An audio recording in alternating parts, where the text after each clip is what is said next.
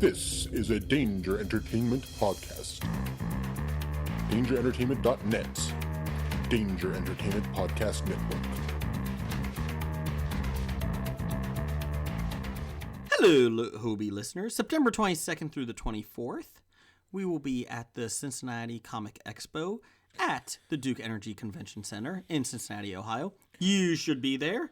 Not only will Scott Snyder and Greg Capullo be there, but also from the Red Wedding in Game of Thrones, David Bradley will be there. So bring a sword. Walter Gray. Ben Peter will be there from Face Off, and a hell of a nice guy too. And Jason Isaacs. Everybody loves Jason Isaacs. Oh, yeah. If you're a Harry Potter fan, he was Lucius Malfoy. He was in the Peter Pan movie. I remember that. That was good. Also, Dirk Manning from Nightmare World, the comic book. Wallace Shawn is going to be there. Inconceivable. Kurt Wood will be there from the Oh Yeah comics. Also, Scoot McMahon from Oh Yeah comics. Gotta love Oh Yeah comic. Jay Fosgett. He is Dev's friend, so we'll give him some slack, but everyone loves him. And many, many more. That's September 22nd through September 24th. You can go to the Cincinnati Comic Expo to get your tickets. And when you're there, look for Hobie. Please note the thoughts, opinions, jokes, and every other bad taste that the guest and the host of Hobie, aka The History of Bad Ideas, is of their own, is not associated with any companies they may work for, any firms they work with, any advertisers, or anybody else in general. Remember, it's just a joke.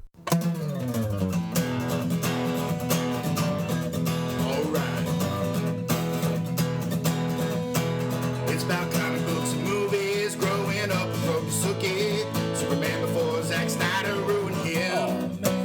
Michael Keaton was the best Batman, while Christian Bale is just deadpan. No one remembers the other ones. Jeff defends Aquaman, Blake's just not listening. What? Jason impersonates Michael Keaton. Some people just want to watch World Buzz. Jeff nails another draft day. Nailed Blake's it. top 5 has 98. I got Jason more. just loves him some Kevin James. Fucking Kevin James. It's the history of bad. It's bad. It's a history of bad. So bad. It's a history of bad ideas.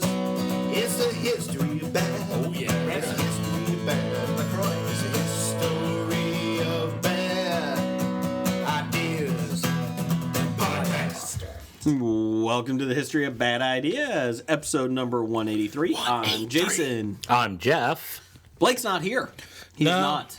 Blake is taking a family vacation. We think. Well, that's what he told us. Yeah, Anyway. his wife is telling him to go somewhere and he's going. So that's what happened. So, unlike me, I put my foot down. Anyways. Yeah. Anyways, with us is, third time on the show, is Jeff's brother, Jim. Welcome, Jim. Welcome. Thank you. It's very good to be here. Yes, yes. You're bringing the 40 to 45-year-old demographic in, so I appreciate that. Let's see. And with us is number one fan, Disney aficionado, and he's mortgaged his house 7 times because of Disney. Doug. Welcome, Doug. Thank you. Thank Ape you. hands. Welcome. I thought Jim was here to talk Disney with me. He can talk Disney. Disney, okay. We can talk Disney. We have some Disney questions. Got some. Did you see Randall Holt, RJ Holt 666? He wanted you to do a Disney podcast. There's a lot of them. I know, but he That's wants like you doing a geek podcast. How many can there be? with guys just sitting around talking Yeah, about yeah, topics. There's yeah. a lot of those. Yeah. There's a lot of those. But there's only a few good ones. If you find one, let me know. I will. Okay, good. Good. 365 are okay. They're okay. We're just thinking. So yes, Doug, thank you for Yeah, showing up yeah. because I got tons of Disney questions. Oh, What do you think about Tom Sawyer Island? What do you think's going to ever happen to that place? Nothing. It's in the middle of the park. Isn't that the one they shut down? You mean Discovery Island? Yeah, that one. Don't know. Okay. Is that the one that has all the biohazards and people are dying and amputated? Well, not anymore because No, they're no, not no, out no, there no. anymore. This used to be like their zoo island.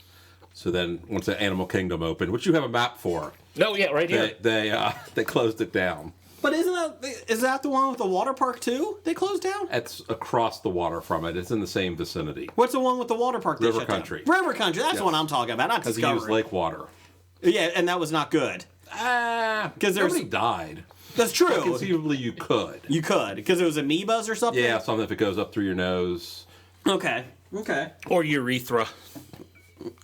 I don't think. Are you going naked? If it gets underwater, the water doesn't need, can go through your clothes to go up your urethra. I don't know about that. Amoebas can swim through your clothes. I They're don't not. think you really know how big a amoeba is.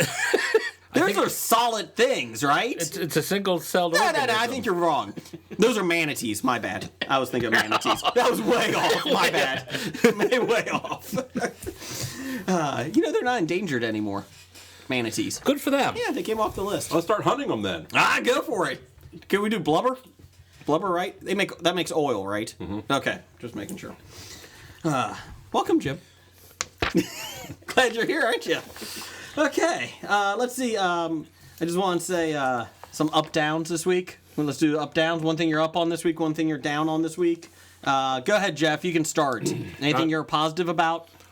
I'm really positive on these sprees that Doug brought into the studio. Doug, thank you for the sprees. Yeah. There's So- no Pez. But There's they were still good. plenty of Pez. There's plenty of Pez. Oh, wait, I almost forgot. Wait. Before, Even more? Here. In honor of the top 5, I found some sort of Oh, wrestling. minifigure. It's a mystery one Oh. in a box. Oh, I hope it's one of the Bella twins because they can wrestle. We'll have to. No, you can't open we it have to to wait till ruin we the do the value. top 5. It's $4. It's valued at. You'll ruin the value if you open it. Probably less than that. It says Funko WWE Mystery Mini. It was $6, now $4. So I Don't think we have to wait till we do the top 5 to open it? Dang it! Fine. Will. Whoever that is going to be my number 1. Oh, it's George Steele. Yes. That would Sorry, be a good one. it's Danny Davis. Dangerous Danny Davis. Right. All right. The only guy that was a better referee than a wrestler. No, that's Little Nate. Oh, that's true. Charles Robinson. Woo! That was Jeff. Go ahead. What you're up on? what I'm up on, our friends over at the Playground Zero, who they used to run their podcast, but they're still together. What they're doing now is they're developing games. And they got a game on Kickstarter right now called Story Stacks. So it's kind of a storytelling game that you use the cards or whatnot. So I want to give a shout out to them and tell everyone to go check it out. And if you think you like what you see, go ahead and give them a boost. And they're good guys and they deserve any help they can get. They also do a lot of charity work too, so it's nice to see them do something good. Oh, yeah. Get them their Kickstarter.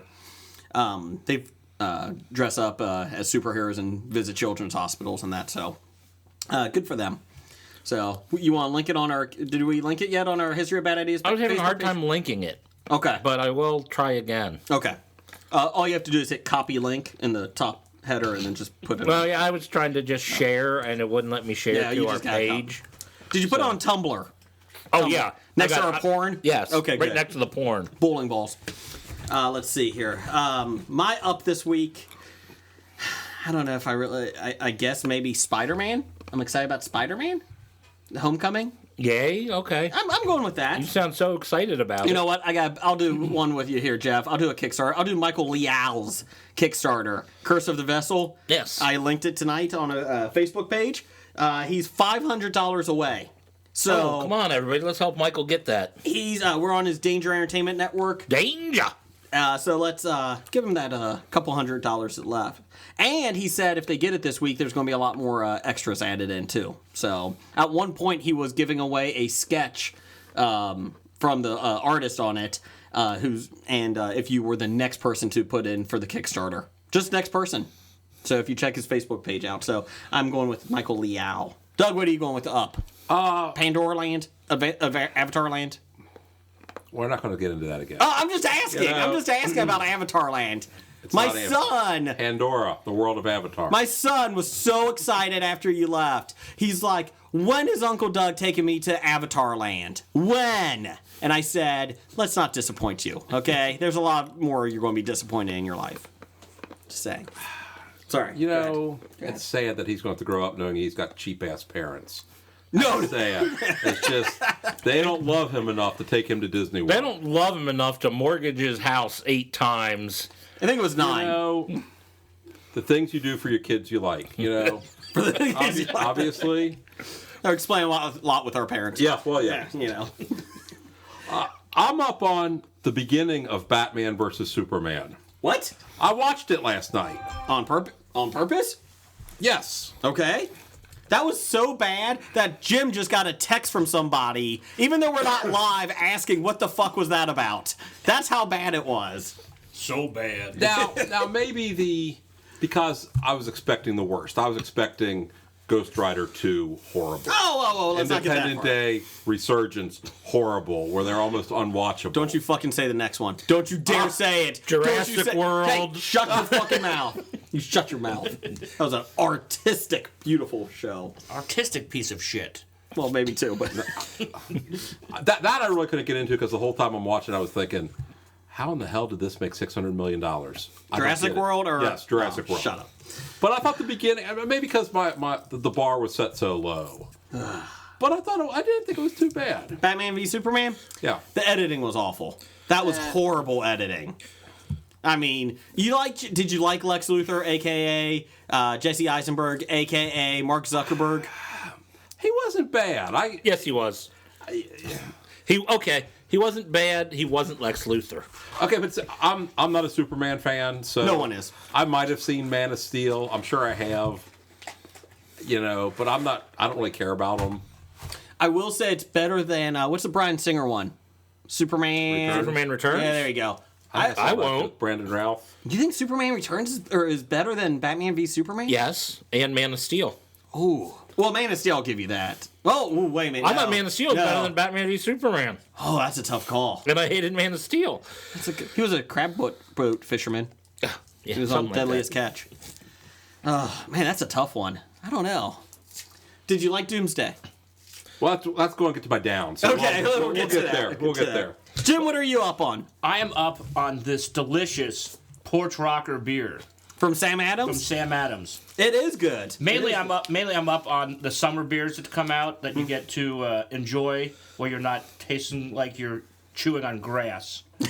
That all of our hipster friends like to drink IPAs.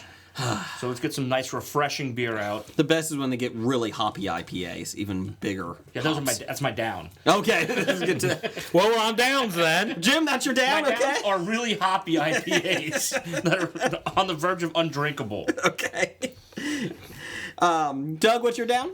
The second half of Batman versus Superman.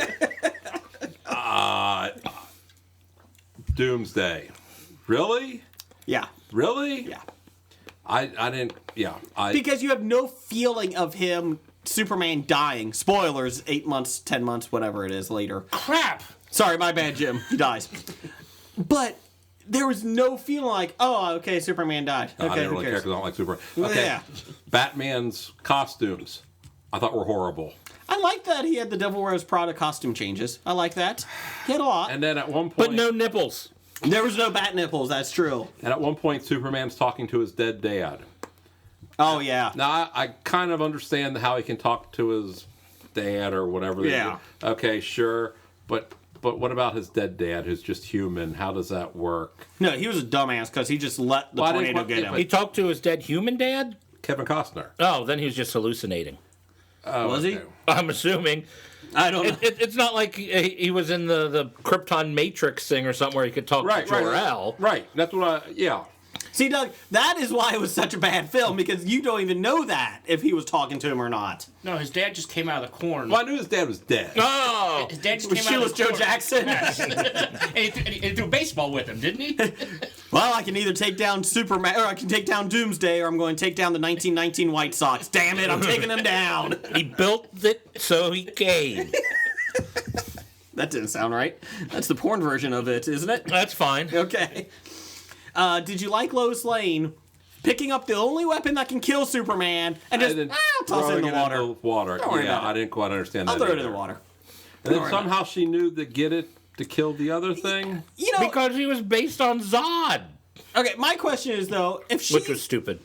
she's she's dating Superman. Yes. What does she keep that around just in case he gets out of line? You have a backup weapon? I'm saying instead. Wow. Don't you think? How many weapons does your wife keep around the house in case you get out of line? She can kick my ass without it, so it's okay. Are you advocating domestic violence? No, I'm not saying that. I'm saying you need a backup weapon. Superman could kill her with his sperm. We've gone through this. Kevin Smith has gone through this. So you have to wear a kryptonite condom, but And that would kill him. Would that be the Kevin Smith who was at Pandora, the World of Avatar, last week? Was he? no, that would be the Kevin Smith that was at Avatar Land last. Oh, okay. Good call. Good call. I think I sent you a picture. I missed that one. Yeah, I think I yeah. missed that one. That's a shame. My up this week. You're down? Or down, whatever. Sorry. I got 2.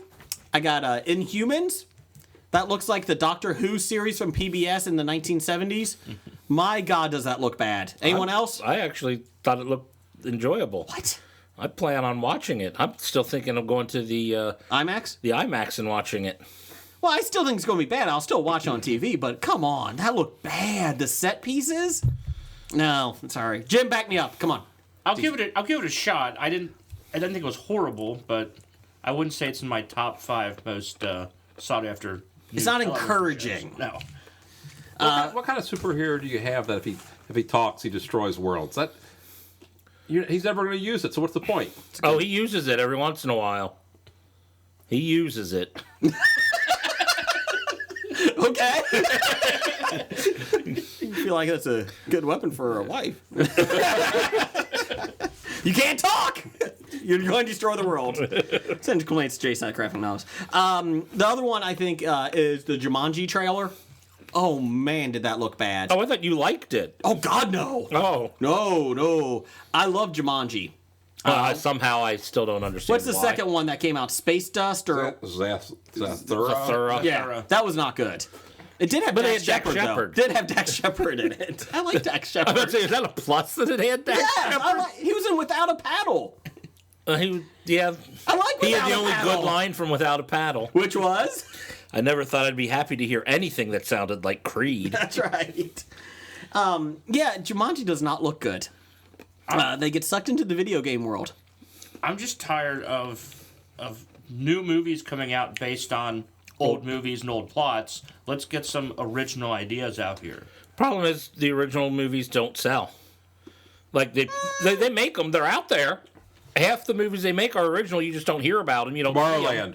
Stop it with Tomorrowland. No, but we've Stop heard it. of Jumanji. Well, yeah. Those sell. That's the sad part, is for them to sell the movie, they need something you're already familiar with. Power Rangers. You know, that sold well, didn't it? That was original. I really like The Rock, and we'll get to that in the top 5. But I don't know about that. That looks bad. It has Jack Black in it. How could it be bad? You know, that's true. It does. You got a point. He saved King Kong from being a terrible movie. And Kevin Hart. Kevin Hart's Yes, in it. yes. So I can take him or leave him. Yeah. He's He's pretty small. You can take him wherever you want. Is he like a little dog carry-on? You put him just in your purse. And Get in the purse. Come on, we're going right now. So anything else you want to talk about, Jeff? Nothing I can think of. What about the closing of Disney Quest today? What the hell's Disney Quest? What? What's Disney? What? Disney Quest. Is that like Galaxy Quest? No, They closed their, Galaxy Quest? Whoa! It was their arcade. What? It was a huge. It had like arcades and ride simulators and that Where was this at? in Disney World. Oh, who But cares? but at Toledo. one point, it was in Chicago. That was their. They were going to try to take over the world with these things. And it didn't work. So it's kind of like the WWE restaurant that they kept trying to go around. Yes. Okay. See how bad it is. They're replacing with NBA City or something. Oh. Yeah. Oh. Yeah. WNBA? I'm rather No, see no, that. no. Everybody can make a layup. It's a That's the ride. Playoff. yeah. Is that the simulation? Is that where are they putting the Captain America toss thing? You can toss a shield. I think it was California Adventure. Oh, okay. They can't have that in That's right. Florida. East of the Mississippi. Yes. Bastards. Oh, okay. I'm like, they can't have ring tosses? What? Yes. Just ringworm. East of the Mississippi. I'm America's Got Talent. Yes, I know. I love it. Yeah, oh, Yeah. God. How, I don't know. My You wife. watch the Real Housewives too? No, God, no. Okay, I was just This wondering. this takes skill. Oh, okay. To watch? Maybe. My wife and I enjoy it. You gotta have a really good stomach. I don't think My wife is enjoying watching it as much with me anymore because anytime a kid comes out to perform, I hit the buzzer. Nope, done. I'm out. Come on, you didn't even give him a chance. Nope, I don't care. He's under 12. I'm done. I don't want to hear this kid. And then anytime they come out with a dog act or an animal act, out. I don't care. I don't fucking care. I don't have a problem with the child act. No. But they have to be put on the same comparative level with adults. Correct. If they come out and are better than the adults, but if you have to say, well, for a 12-year-old, that's good, That's then... my issue. Yeah. That's my issue. And you know what? Choirs. Every fucking choir comes out. I don't fucking care. You know? I don't need a fucking choir every year. Out again. It all sounds alike. They got their own show anyway. Do they? Is that the one with the Lachey's? Yeah. Okay. Sorry. Just making sure. Had their own. And, yeah, it And- failed because nobody wants to watch it. So Because it's a fucking choir, because they all sound alike. I'm sorry. Oh, okay, I'm a little bit better. And if a fucking contestant sings Chandelier one more time, dear God, stop it. But my thing is, when I'm watching these game shows and that, why do I care if these people win money? It doesn't matter to me. I don't know them. That's How true. do I care? Fail. The best episodes are like the worst, like the outtakes. Yes. Yes. Are the people that are just absolutely god awful. You get your William Hungs. Yes. Yes. Well, that's the thing. It was like they always do these sob stories, and then I wanted to say, as soon as they do this sob story, my parents, they were a crisp young age of 87 and they died and old age came up on them. Yeah, it just does. It just shocks them. And then they come out and they start singing. I was like, I want somebody to, as soon as they sing that sob story, just hit the buzzer right away just to fuck them up. I don't want sob stories. Get out of here. Yes, exactly. Before you even sing, I'm... Everybody has a sob story. That's on the, like, any of those shows. You watch, like, Chopped on the cooking channel or whatnot, where... Why are you here to win? And everybody's got some sob story. And I'm like, why don't you just say $10,000? I don't have a story. I'm here to win $10,000. That's why I'm here. Well, on Chopped, it's either I'm here because my father, brother, mother, and aunt all have cancer, or why are you here? Because I'm better than everybody else. And now, granted, I usually hate those arrogant people, but at least they're telling the truth. Yes. They're at least in their own mind the truth. They're usually not better than everybody else, though, and can't understand why they get chopped. But And if you're going to talk about competition shows, I happened to catch an episode of The Gong Show. Oh, it's so great, isn't it? Wow. I told you. Wow. Why is Mike Myers doing a character? Just do himself. Well, they don't say it's him. No, I know. It's Tommy. Tommy Maitland. Yes. Yes. Yeah. Yeah. It is horrible, is it not? Yes. Who is your host? Or your judges, I mean. Who's your judges? Will Arnett, Elizabeth Banks, and shoot, Well, at least you had Elizabeth Banks. the guy from Portlandia and Armisen. yeah, yeah, I think it was him. He is a weird motherfucker. Yes. I think Will Arnett is too, though. yes. I think they both are. That's outside of doing the voice of Lego Batman. Like Will Arnett was great in Arrested Development and was terrible in like everything else. I don't know how he kept getting work because it's like he's bad. Will Arnett. Will Arnett. I'm trying to think what was he in? Oh God, he had a couple different shows. Wasn't he in that show you wanted to like, the Late Up All Night or Oh, the New yeah. Parents? He was in Blades of Glory. That's Yeah. true. He No, was that in was not Will Arnett. That was Will Forte. Wasn't it? No, Will Forte was. Wait a the minute, last Will man. Arnett? Will Arnett was on 2 shows in a row then? Because I saw Will Arnett. Yeah, they probably rotate. Maybe it was a repeat. I don't know. No, because the one I had was Zach Galifianakis and somebody okay. else. Will Arnett's probably on every show. Yeah, 'Cause Will, he's not doing anything. he's not actually making good movies outside of doing the voice of Lego Batman. Will Forte does The Last Man on Earth. Yes. Okay, that's the one. I always get those two confused. My bad. My Well, bad. they are both Will. Yes, that is true. And they're both 30 to 50. So that confuses They are me. white guys. Yes, that is true. All white guys look alike. Let me tell you. I get you guys confused every day. Me and Jeff? Yes. Yeah, good call. Good call. Can we talk about Will Ferrell basically bitch slapping Mariah Carey verbally? She deserved it. That was awesome. Yes. You know, Jeff, I know you have issues with Will Ferrell. I do, and when I saw that interview, he went up another notch in my book. So Did you see this, Doug? No, I did not. Okay, so he was on Andy Cohen's show, What Happens Live Yeah, or whatever yeah, it is. you're talking about. And supposedly she was supposed to be in the House, Will Ferrell's yes. new movie, and she was supposed to have a cameo and sing. And she showed up 4 hours late, and they asked Will Ferrell if that was true, and he started dancing, and he said, "True." And then Well, they started asking him questions and then playing music in the background, Yes. which I thought was a little goofy, but he said, when asked if Mariah had any helpful notes on the script, Will said she had one. I don't want to do the scene.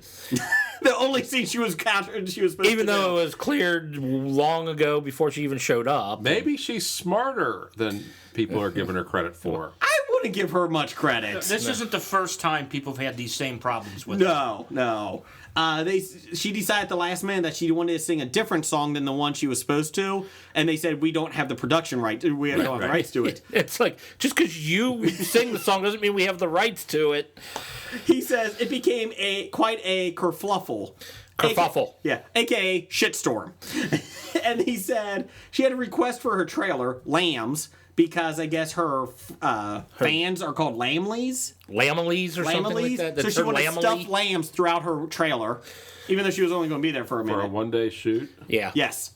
And then basically, he said after a long day of just waiting around, he was told to go home at 11. And he didn't need to be told twice. He said, I got in my car and left everyone on set at that point.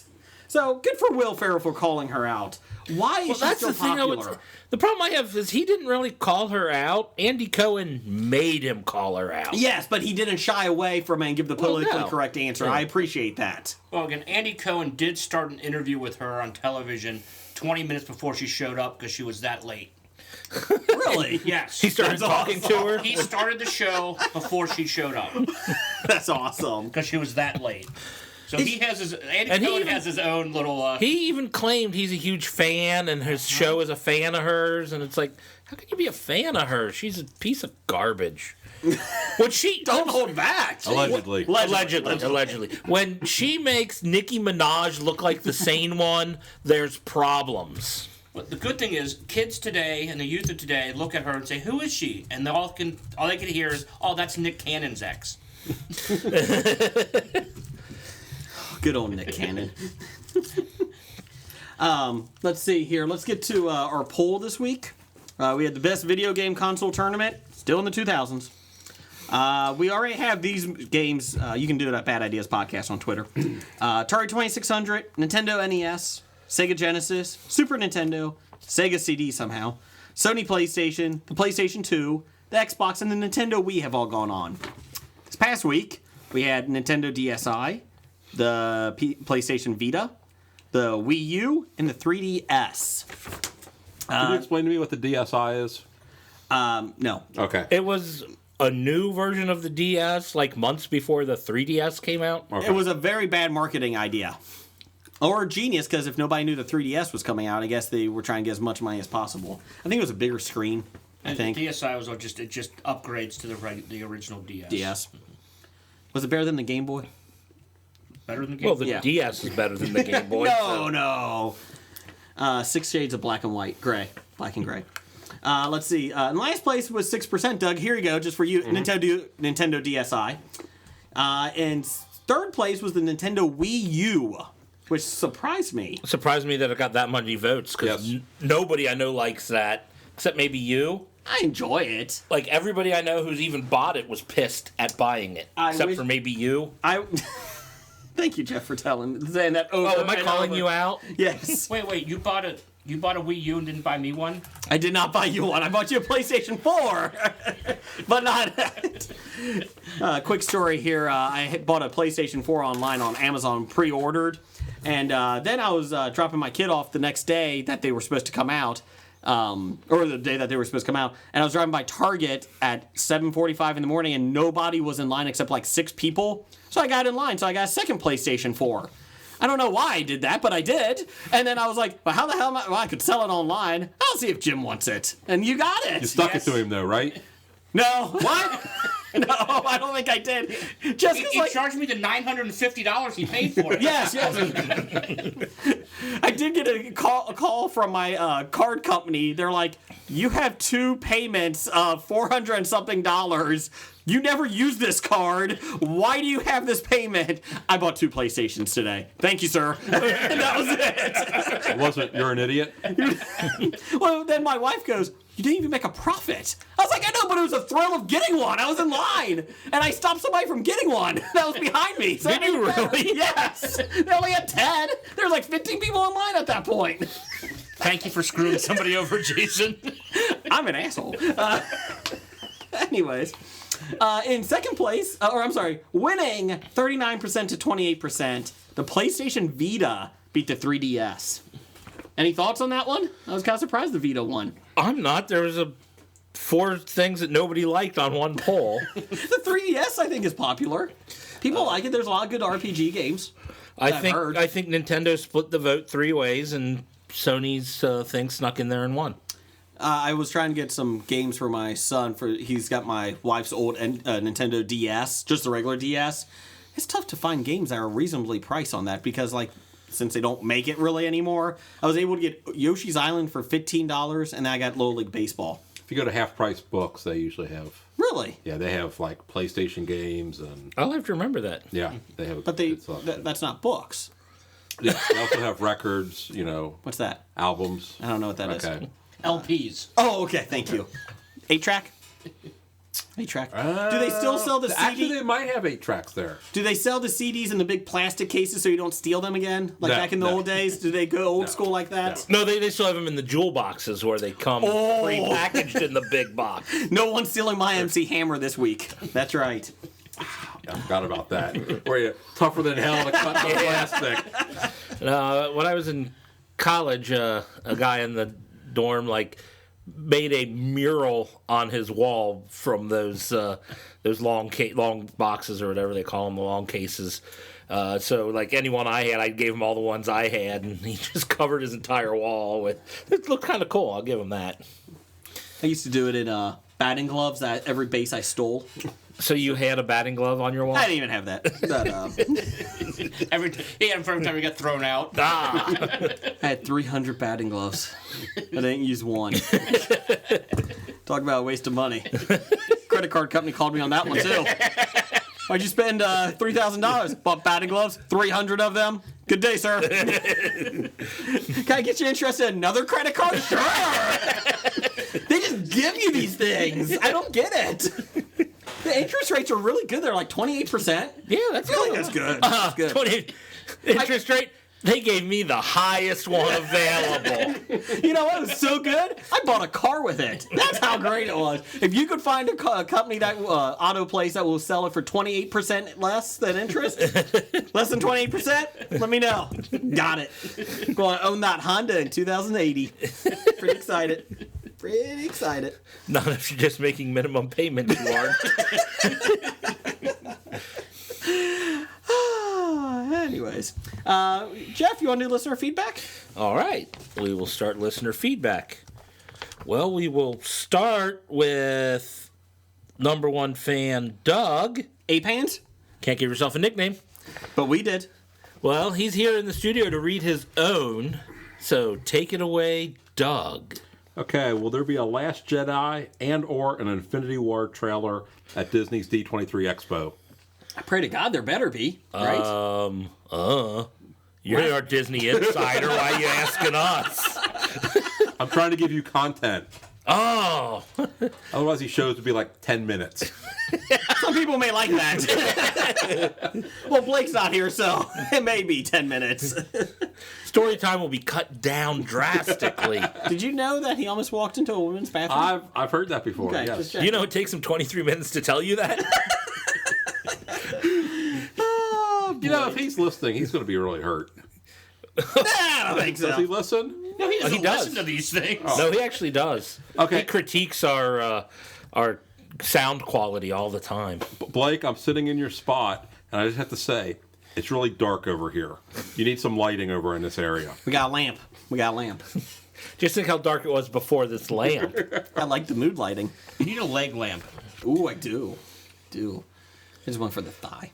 Doug, so Once again, you're not answering my question. You know how many times I listen to this podcast and I ask a question, and before you know it, you're talking about farm animals or something else that has nothing to do with the question I asked, and then you say, and there you go. there's your answer. Yeah. Well, Doug, we'd like to tell you there's your answer. Okay. And we're moving on. Okay. I feel like Last Jedi will, because it comes out in December, right? I would it's think. gotta have it, because they said there was 2 clips that showed up today. That was like the industry insiders, like the I don't know, like at one of the special effects show, and it showed Rey running on the beach with Luke Skywalker's lightsaber, fully elongated. I guess that sounds wrong. And then also it showed Captain Phasma, horrible name, with all of her stormtroopers, like with bodies all around her burned. So that was the only 2 scenes that came out today. So I would say that that's got to be from a trailer coming up. I would think. Okay, but on a tangent then, Yeah. does Han Solo still come out next May? Or did they push that back? Why give up December? You own December. Yeah, unless you have another secret movie coming out in December. You know, he's Back to right. what it is. They should push it back to December just because, like you said, they own December. And Ron Howard probably needs some more time. I don't know. Ron Howard's so good, he can get it done by May, I think. I saw The Missing. Okay, is he good? And I don't. We talked about this last week. I don't think he's that good. So I was listening to a show and they had a critic on. They said all the shows are just kind of blah. Apollo 13 was good. Apollo 13 was really good. We went through this last week. There was hardly any movies. I think 2008 he had one. Frost Nixon. Yeah. That was a good one. That was about it. I mean, I don't feel like he's, he had some decent ones, but, I think I would have gone with Lawrence Kasdan, I think, the writer. Kasdan. Let Yeah. Kasdan direct it? Yeah. No. I don't know. Or just let the directors that you hired to finish it. Oh, they needed to change that, apparently. Should have got Steven Spielberg. Oh, they were going to say Steven Seagal. Thank God you said Spielberg. I was a little worried there. You know who they should have hired? Yes. Me. I don't think so. I would have done a great job finishing it up. You think so? But they didn't even approach me. They wanted Spielberg, but he only wanted one color in the whole thing. So that was it. But Jeff, did you send them your resume and your tapes or anything to I'm them? supposed to do that? Yes. Or at least say it on air that you wanted to do it before last week. I mean, come on. I've been sitting here. I've been talking on this microphone for over 3 years now. I'm the creator of the new Indiana Jones movie anyways. Over 2 years. Not We- quite to our 3rd year. We already can't add. We already wrote the next Indiana Jones one. He falls into the Fountain of Youth in the first 10 minutes, and he pops out as a new actor. It's Chris Pratt. Chris Pratt. Have a good movie. Have a good franchise. Sorry, Harrison Ford. You're not even going to make it to film the next one. You're going to die. Jeff, do you know why you don't win the lottery? Because I don't play? Because you don't buy a ticket. Somebody's got to win. Okay, just to update. Next December 21st, 2018, Aquaman. Oh, well, you can't compete Aquaman. Aquaman or Aquaband? Aquaman. Okay. And then just Christmas Day, Mary Poppins Returns. Oh, God. So Well, that's- I I'll don't be wanna compete skipping with that. Mary Poppins. Everyone should skip that. Ugh. So Aquaman comes out on Christmas week? That's what's, yeah. Well, when I think Christmas movies, I think Aquaman. That looks, Jason Momoa? I saw the Justice League trailer. I think he looks the best. Yes. Oh, by far. I think Flash and Cyborg look horrible. I like Cyborg, the character, but his CGI is not good. Yeah. Let's see. Doug, you actually have a couple more questions that came through Twitter tonight. I do? At Bad Ideas Podcast. I have questions? Yes, I about didn't ask any Disney. questions. No, you got people asking. Questions Oh, for oh. you. RJ Holt, Randall Holt, or 666, whatever. He is evil. Most underrated attraction at each Disney World park. Let's see. I would go. And I want to follow that with most overrated. If it helps. Oh, look at you. Okay. Small World, overrated. I don't think that's rated. Good call. Any rating makes it overrated. Yes. Let's see. Animal Kingdom, I would go with Kilimanjaro Safari's underrated. It takes a backseat to Expedition Everest and everything in Pandora. So I would say that. Okay. Overrated, the Pandora boat ride is just, Avatar Land. Really, Okay. whatever. Underrated, Hollywood Studios. See, they don't really have rides at Disney Attraction, World. then. Attraction. See, Jeff, yeah, he knows his Disney. See, that- Attraction. That's the problem. Why I can't be a fan of Disney is they don't really have rides, and I like an amusement park with rides. But we have princesses. You have your picture taken with. Isn't that make up for it? No, it's now granted they both can make me get that vomit feeling, but different reasons. Let's see, Hollywood Studios, underrated. Walt Disney, One Man's Dream. It's kind of like in a museum, but I mean, they have the first multi-plane camera there. They have the first animatronic, the Dancing Man, who, of course, as you know, Buddy Ebsen was the one. That did it. yeah. Is Trump speaking in that one? Does he give the speech in That's that not one? to the Magic. That's at the Magic Kingdom. Oh, my bad. And there's a big uproar about Yes, that yes. because, God forbid, he does what every other There president has shouldn't done. be an uproar. Anybody Down who's the hall. an uproar is an idiot. I agree. I mean, Well, I don't care if you like him or his politics. right. That's what they do. They Yep. put the next president in. I mean, hell, in about 4 months, you'll probably be putting in one for President Pence. And then, in 4 months after that, probably from President Ryan. So it's just going to go down the hall. Okay, so overrated Hollywood Studios, I would go with Rock and Roller Coaster just because it's too short. Okay. Underrated at Epcot, I go with the Grand Fiesta Tour or Living with the Land, both boat rides. Can't go wrong with the boat ride. I love boat rides. Overrated. Is that the Jungle Cruise? Do they splash you? No. Is that the Jungle Cruise? Where's that at? Magic Kingdom. Okay. Seriously. Is it as good as Boat Trip? Oh, The Rock is doing the Jungle Cruise, Boat. yes. Yeah, Jungle Cruise. He's doing Yes. the movie. Just to let you guys know. Because Jumanji's totally different from Jungle Cruise. Well done, Rock. Way to space out there. Well, it's not like he did Journey to the Space Secret Mount- Island or whatever. The Journey to the Center Yes, of the he Earth. did. I know. That was my point. He also did Witch Mountain, didn't he? He did. God. Anyways, go ahead, Doug. Overrated Epcot, I would go with Soarin'. We just saw the new one. They redid it. Not very good. It's more around the world, but the problem is because of however they filmed it or the CGI they used, even though it's not supposed to be, stuff bends. So as you're watching it, you fly by the Eiffel Tower, and it bends.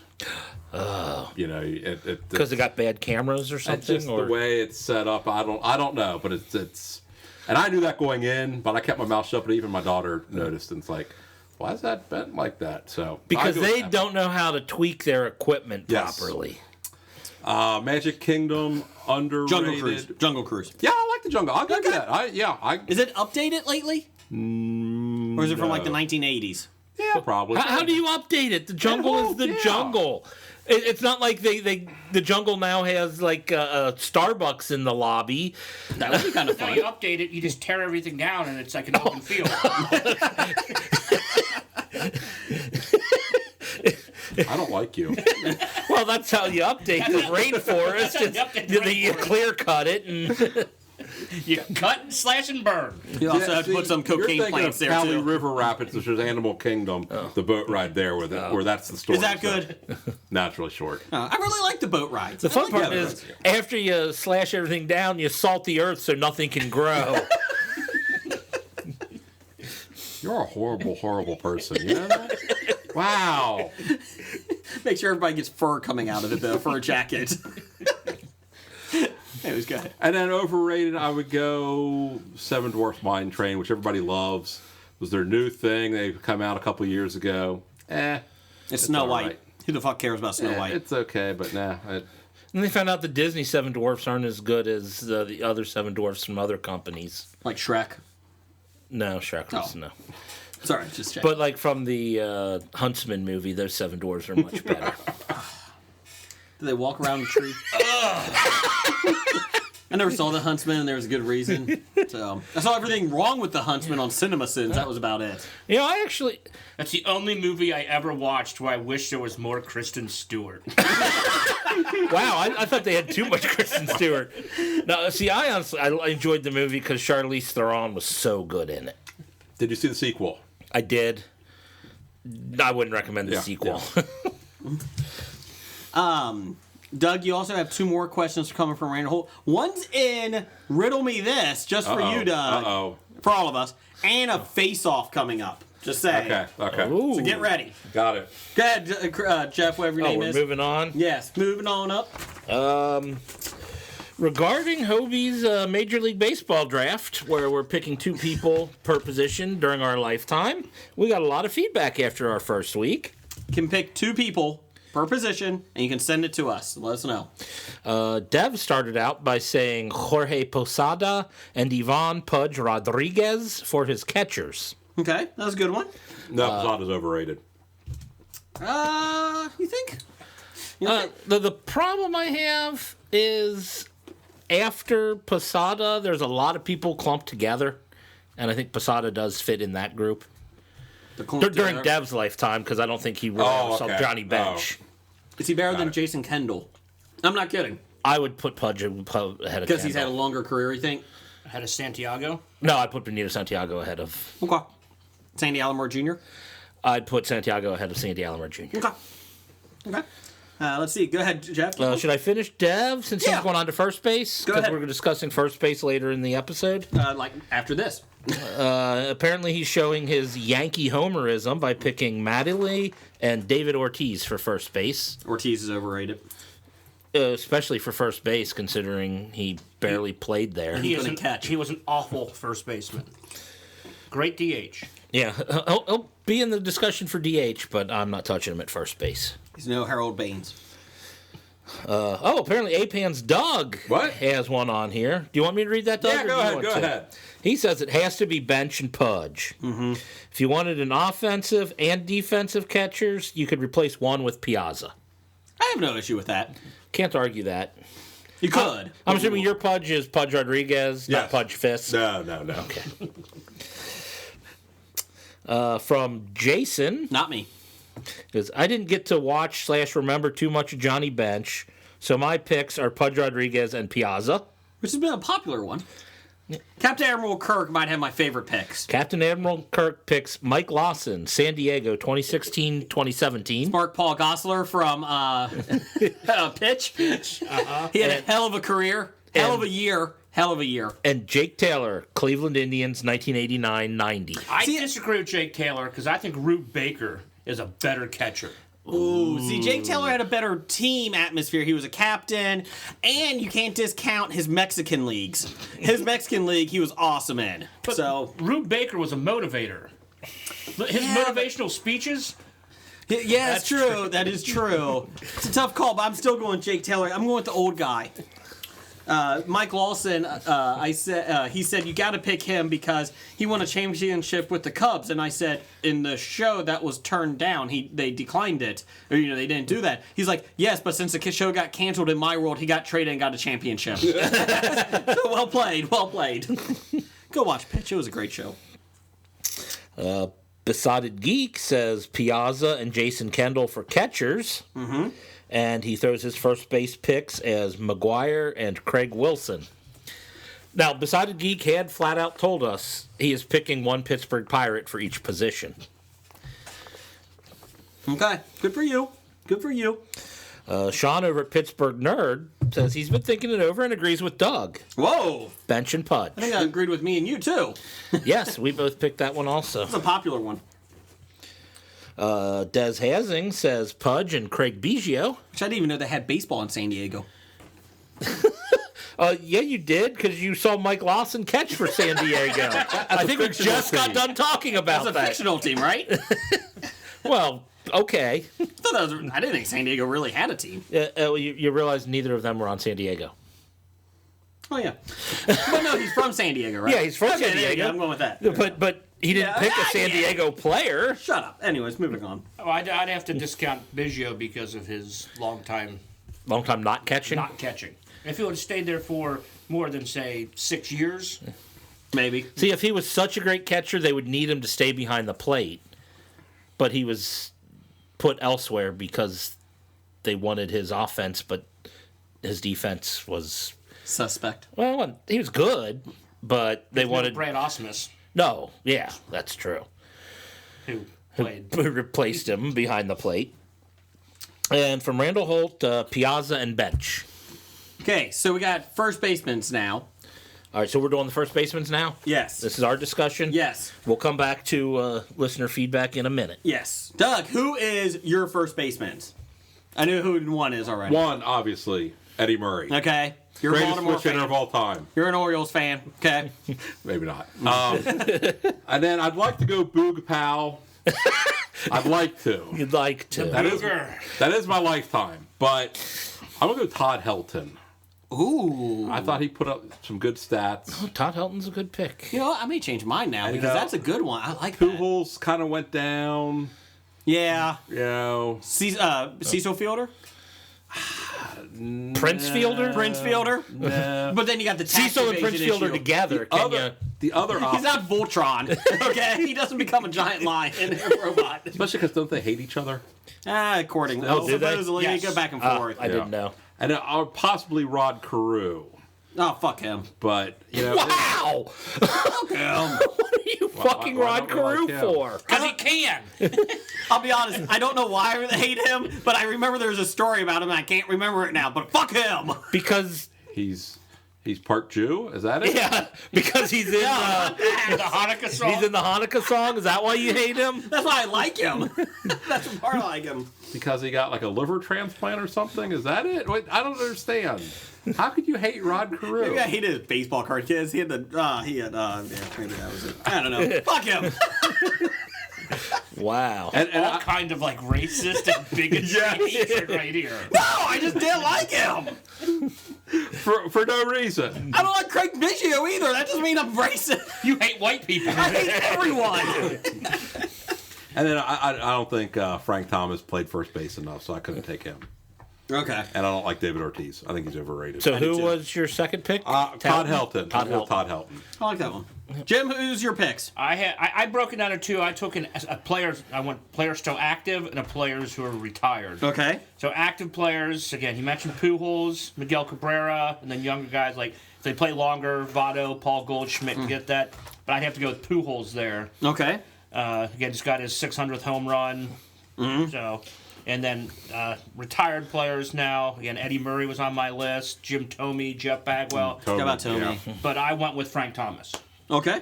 So obviously he has no problem with performance-enhancing drugs on his team. Nope, he doesn't. What's your point? Jim's doing with the all All performance. steroid team here. All right. I don't Well, think Pujols was on performance-enhancing drugs. Just when he came up, his birth certificate said he was 18. He was actually 23. Supposedly 33. the fact that he's still playing, though, he's playing at 50 now or something.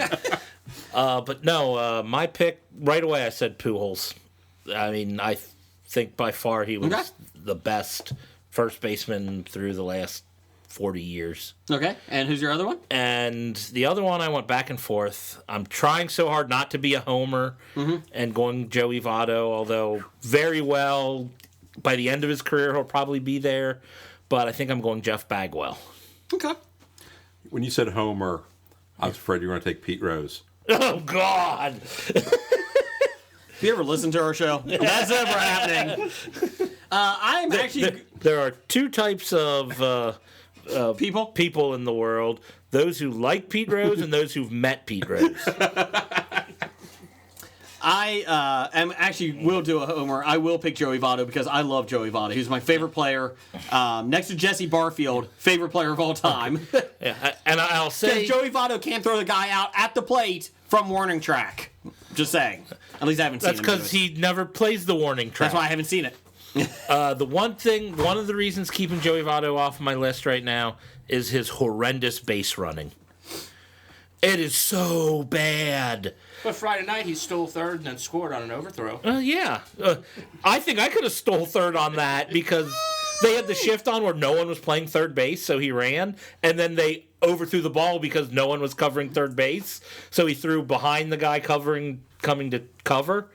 See, If he didn't overthrow the ball, he would have been out. you don't know. He could have cleated himself and fell. So he could have been out still. Yeah. I'm going Votto. Okay. I'm going Votto. I love Votto. All right. This other one's a tough one. Fred McGriff. You're going Fred McGriff, aren't you? No. I He didn't needed think one more home run than I would have picked him. Move on. Albert Bell was up there too, wasn't John he? Olerud. You want John John Olerud Olerud. with his helmet. Olerud, actually, I did think about. I did think about Olerud for a long time. I was going with Eddie Murray, actually. But you know what? I think I'm going to switch and go Todd Helton, because that was a good pick. I'm going Todd Helton. So So you I convinced? just don't like Pujols because he was on the Cardinals. I fucking can't stand the Cardinals. No, I agree. I despise the I can't Cardinals, do and it. I didn't I like can't do it. Pujols, but he's too good for too long of a period of time for me to overlook it. So you went against the exact homer picks and picked two guys that killed the Reds. Maybe that's why I saw them too much, beat the crap out of my favorite team. Okay, so Jeff, who was your picks? My Pujols? picks were Pujols and Bagwell. Okay. Let's see here. Should we throw the rest of our players in because you're never going to finish this thing? No, next week's second baseman. Next week's second baseman. If you got to pick your two picks for first baseman this week, let us know. If you want to throw your second basemans out there as well, let us know at Bad Ideas Podcast on Twitter, History of Bad Ideas on Facebook, Tumblr, we're on some porn site, I don't know. Holes, I think is what it is on Tumblr. And what's our email? HobiePod? Yes, hobiepod@gmail.com. There you go. That gets checked bi-monthly. Nah, not necessarily.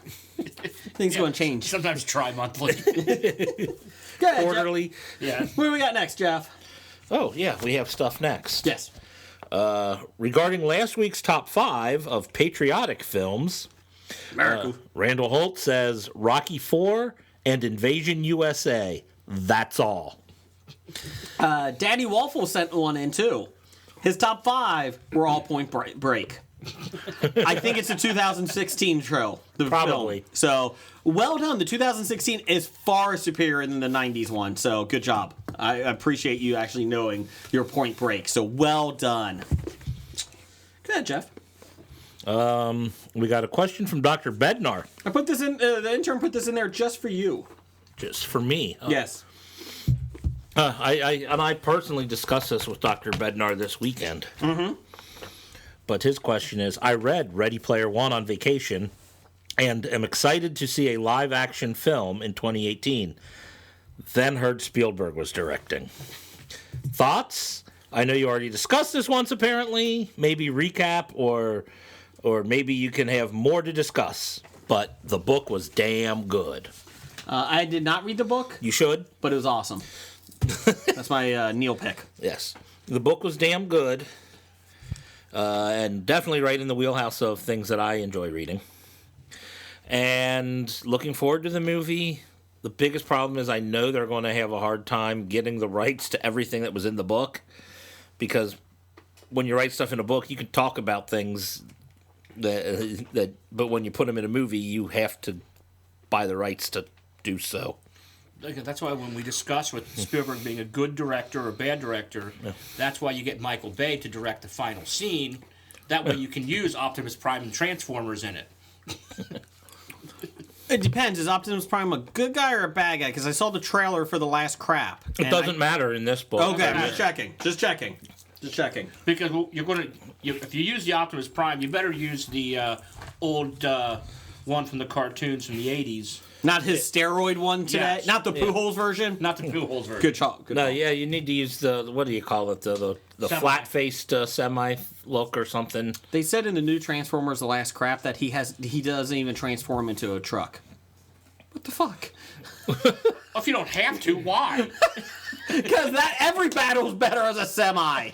I saw Over the Top. You win with a truck. Okay, but going back to the last night, I know. Last Crap. Sorry. I know, Jeff. We talked about the King Arthur movies. Now, from what I understand, the Transformers go back to the King Arthur time. And probably do so the does better that mean version. you're going to watch it? I still have yet to watch the most recent King Arthur movie by what the fuck's his name? Charlie Hunnam? Well, Charlie Hunnam. Guy Ritchie. Guy Ritchie. Make you feel better, so has most of America. Nobody in America That has. came so. out. Yes. Oops. My niece was working as a manager at a movie theater when it came out, and I asked her how it was because I hadn't seen it yet, and she goes, "Well, it's definitely a Guy Ritchie movie." And I'm like, "I don't know if that's good or bad." She goes, "I don't know either." Okay, keep going, Jeff. Corrections. We got a correction from Daddy Waffle. Mm-hmm. regarding a foot comment from 2 weeks ago. People loving feet. Podophilia is the love of feet. Anybody have thoughts on that? Thought on that? Anybody a foot fetish here? Anybody? Nope. Anybody? Okay. No. Just making sure. You sure? Out of all the fetishes I may have, the foot is not one. Tell me, I wonder what another fetish you might have. I didn't know I was going to discuss that. No. Furries? Furries? I'm not. Until you tell me what the actual word is, it's not furophile either. Welcome to Google. I wish there was some device you could figure this stuff out on. Jason won't figure it out. Furries and not Furbies, right? Yes, making not sure. Furbies. Let's see here. What is that called? Son of a bitch. Furry fandom? Savage love? No? I told you he couldn't figure it out. Why can't I? Well, anyway, in corrections, Des Hazing wants to say to Jason, regarding Preacher... Plushophilia. What? Plushophilia. Okay. No, I don't have that. Fuck you! That's awesome. And I think you made that up. No, I saw it on this thing called Google. Hey, I tried Bing for 10 minutes and it didn't work. It was on Wikipedia. It's got to be true. But according to Des Hazing, regarding Preacher, Jesus, Brigger, Cassidy. The vampire's name is Cassidy. I beg to differ. I think it's Cletus. See, I tuned out when you guys were talking, so I had no clue what that was referring to. Yes, yes. So apparently you called the vampire the wrong name. It slipped name. my mind. I couldn't. I was like, Cletus? Cletus? That doesn't sound right. But Cletus I'm going with. So from now on, it's Cletus on the show. All right. I'm sure that's going to kill Blake. And this one here is for Blake. Dev. Should we... Doug, do you want to do Dev's music, or should we Please do, Doug. Come on. On call. You're on call. Live version. It's from Dev. Big Dev the Psy Guy. Dev. Big Dev the Psy Guy. Dev. That is a live version. I want my damn floppy for that, too. That's the only reason I wrote that. Heno is making a new song for us. Not a top 5 theme. I don't know what he's making, but Yeah. he's making a song. All right. You got competition this year, Doug. Mine was from last year. Yeah, but we forgot about you, so now you got moved to this year. It's kind of like the Grammys. You can release a song in 2016, but you get in 2018 you get nominated. You're fine. But Dev says Vinny D is married. That's Vin Diesel. Is married to Paloma Jimenez. She kind of looks like Gal Gadot. She kind of looks like Gal Gadot if you squint real hard. I didn't know Diesel was married. Yeah, well, I just earlier today I understand if Blake saw the article link or whatever that I saw, there was a headline or something about clickbait. Vin Diesel and Gal Gadot pose for a picture with their daughters or something like that. And it was a picture of Vin and Gal, and each had their own daughter with them. Mm-hmm. But the way it was worded, it sounded like you were saying together they were posing with their collective daughters together. Mm-hmm. So if that's something that Did Blake saw. Did Blake not see the difference? Because the picture with Vin Diesel had Guardians of the Galaxy backdrop, and No, they were together. Oh, okay. They were sitting on a bench together. Oh, okay. So I could see where Blake got confused because the internet is a confusing place. You could just stop it. I can see how Blake got confused. Sorry, Blake. Okay, that looks to be the end of our corrections for this week. Thank God. So we can move on. Go straight to Kevin. Let's go straight to Kevin. We're Yes. skipping Chris. We'll do Chris next week. No, we won't. Oh, damn it. Go ahead and read it. Every time you skip somebody for next week, Go ahead and don't. read Chris's. Chris just wants to know exactly how much alcohol he will need beside him when he watches the first episode of Riverdale. None. I'll answer it for him. A lot. It's awesome. You will need all the alcohols. Doug, you're still all on the Riverdale? alcohol.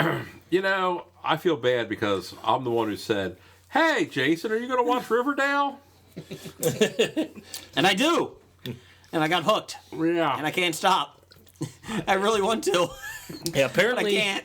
the chaps over at 365 are reviewing the first episode, and that's Can't why do Chris just had the to first watch it. episode. You got to do 3 episodes. That's why. Well, I don't think Chris can get through 3. I think you have to take the whole season. It's, Yeah. you know, Yes.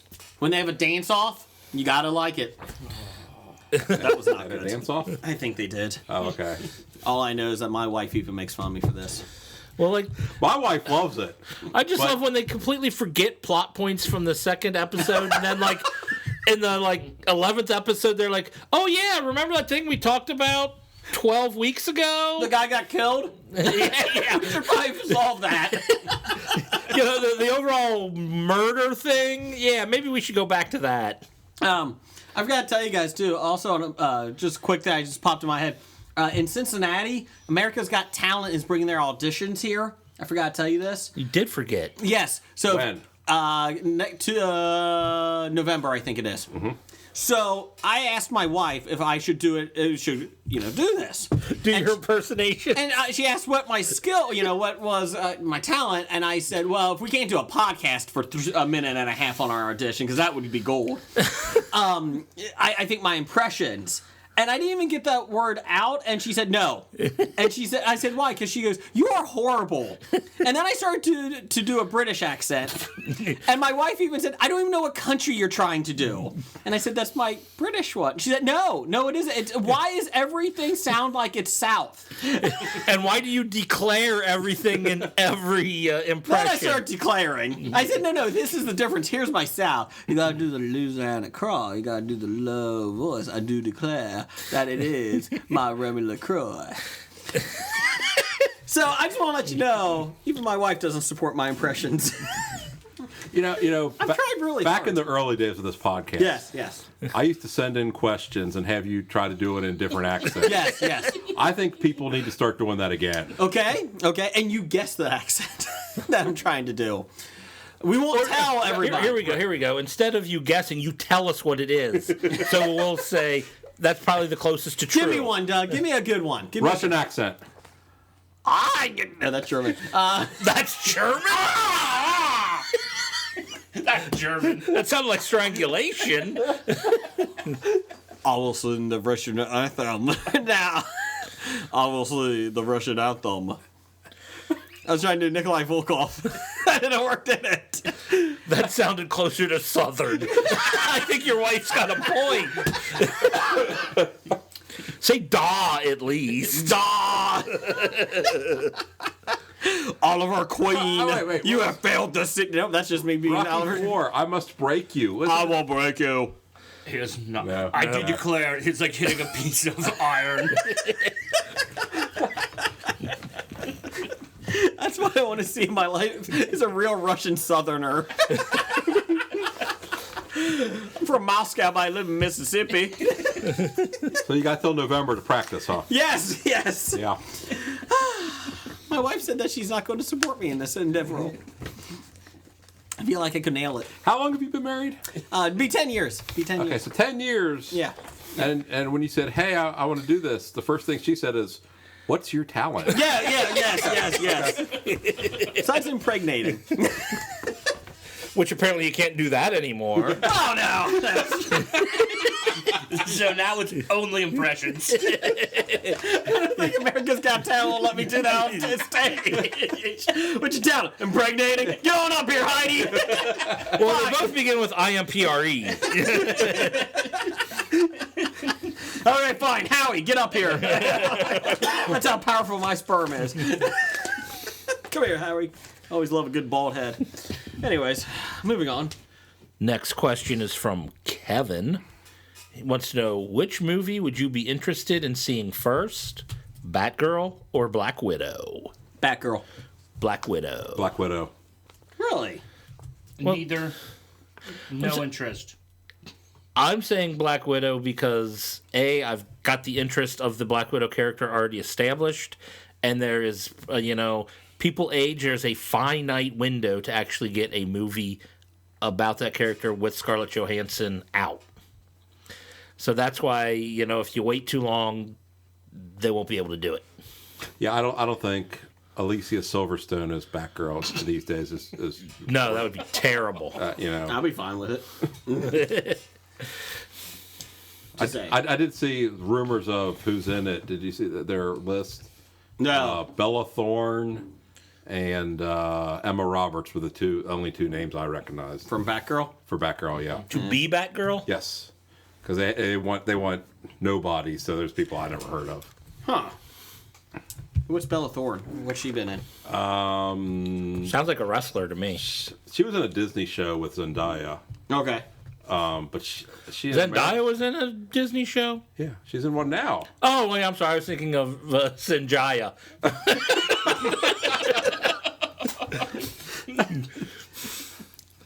Good job, Jeff. Yeah. Anyways, yes. Keep going. Keep going. Oh. I got Batgirl. Sorry. I thought you had more to say about I'm that. done with that. That was a good question.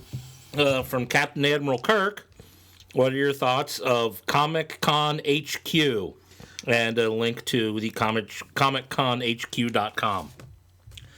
Let's see here. Basically, Comic Con HQ is from San Diego Comic Con. And basically, you pay. It's a pay service. I'm trying to find the cost here, and I can't find it. Basically, you go on there, and I guess you get all the panels. You get original features and for a cost. It's a video-on-demand service, basically, through the internet. So you can watch it when it happens? Yes. Recurring and daily programs. Oh, my God. They have the G4 network. Adam Sessler. They have shows on comics, science, and gaming. They do interview series, scripted and unscripted series, including the comedy series Kings of Con. It looks like Mark Hamill's in one of these too. Yes. I heard a podcast with him, and was it some sort of toy collecting or something? Yeah. Let's see, live stream San Diego Comic Con Access with the floor. You can see everything on the floor in the show, like the what do you call it? The convention halls? Or and the private the big speaking yes panels? Yes, panels, thank you. The panels. Thank you. Hall H. A collection of licensed film and TV series featuring genre greats and hidden gems from science fiction, fantasy, and cult classics. So I'm trying to figure out how much it is, but it will be going live. It went live last year. But yeah, it looks like, Nathan Fillion's in it, John Barrowman, they have a lot of interviews and all that stuff. I think it's not a bad idea. Recently added movies, here we go. The Moth Diaries, The Howling, H2O, Halloween, Dusk Till Dawn, Cube 2, Super Chick, Open Water 2. Ooh. Let's see here. Blood Surf, Ninja Masters, Rambo. Let's see here. The Tick, the entire original series with Putty. Meatballs was added.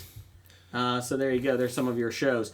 I think you could probably get all of this pretty much through Somewhere else? Yeah, well, especially like the panels and like the trailers and that. You can get those within 2 minutes of it being updated, if they come out. They have Con Man, the series with Alan Tudyk and Nathan Fillion. I did hear about that. That would be kind of neat to see those. If the price is right, then I probably wouldn't complain, but it's not something I think I will ever use or utilize. Yeah, I'm trying to see how much it is, and I'll get back to you on that one. So there you go. Go ahead, Jeff. Keep going. Next, from Besotted Geek. Oh, I'm sorry. Time out. Sorry, not to interrupt right away. I found it. $5 a month or $50 a year. Oh. So you save $10 to pay for the So one. if you just do it for 1 month, you can do it for $5 and then catch everything in that month and then cancel? Correct, pretty much. Well, that's probably But they worth it. update the shows throughout each month, and then, there's new episodes coming out. Well, yeah, and then you catch those next Yes. year when you resubscribe for a month. So that wouldn't be horrible.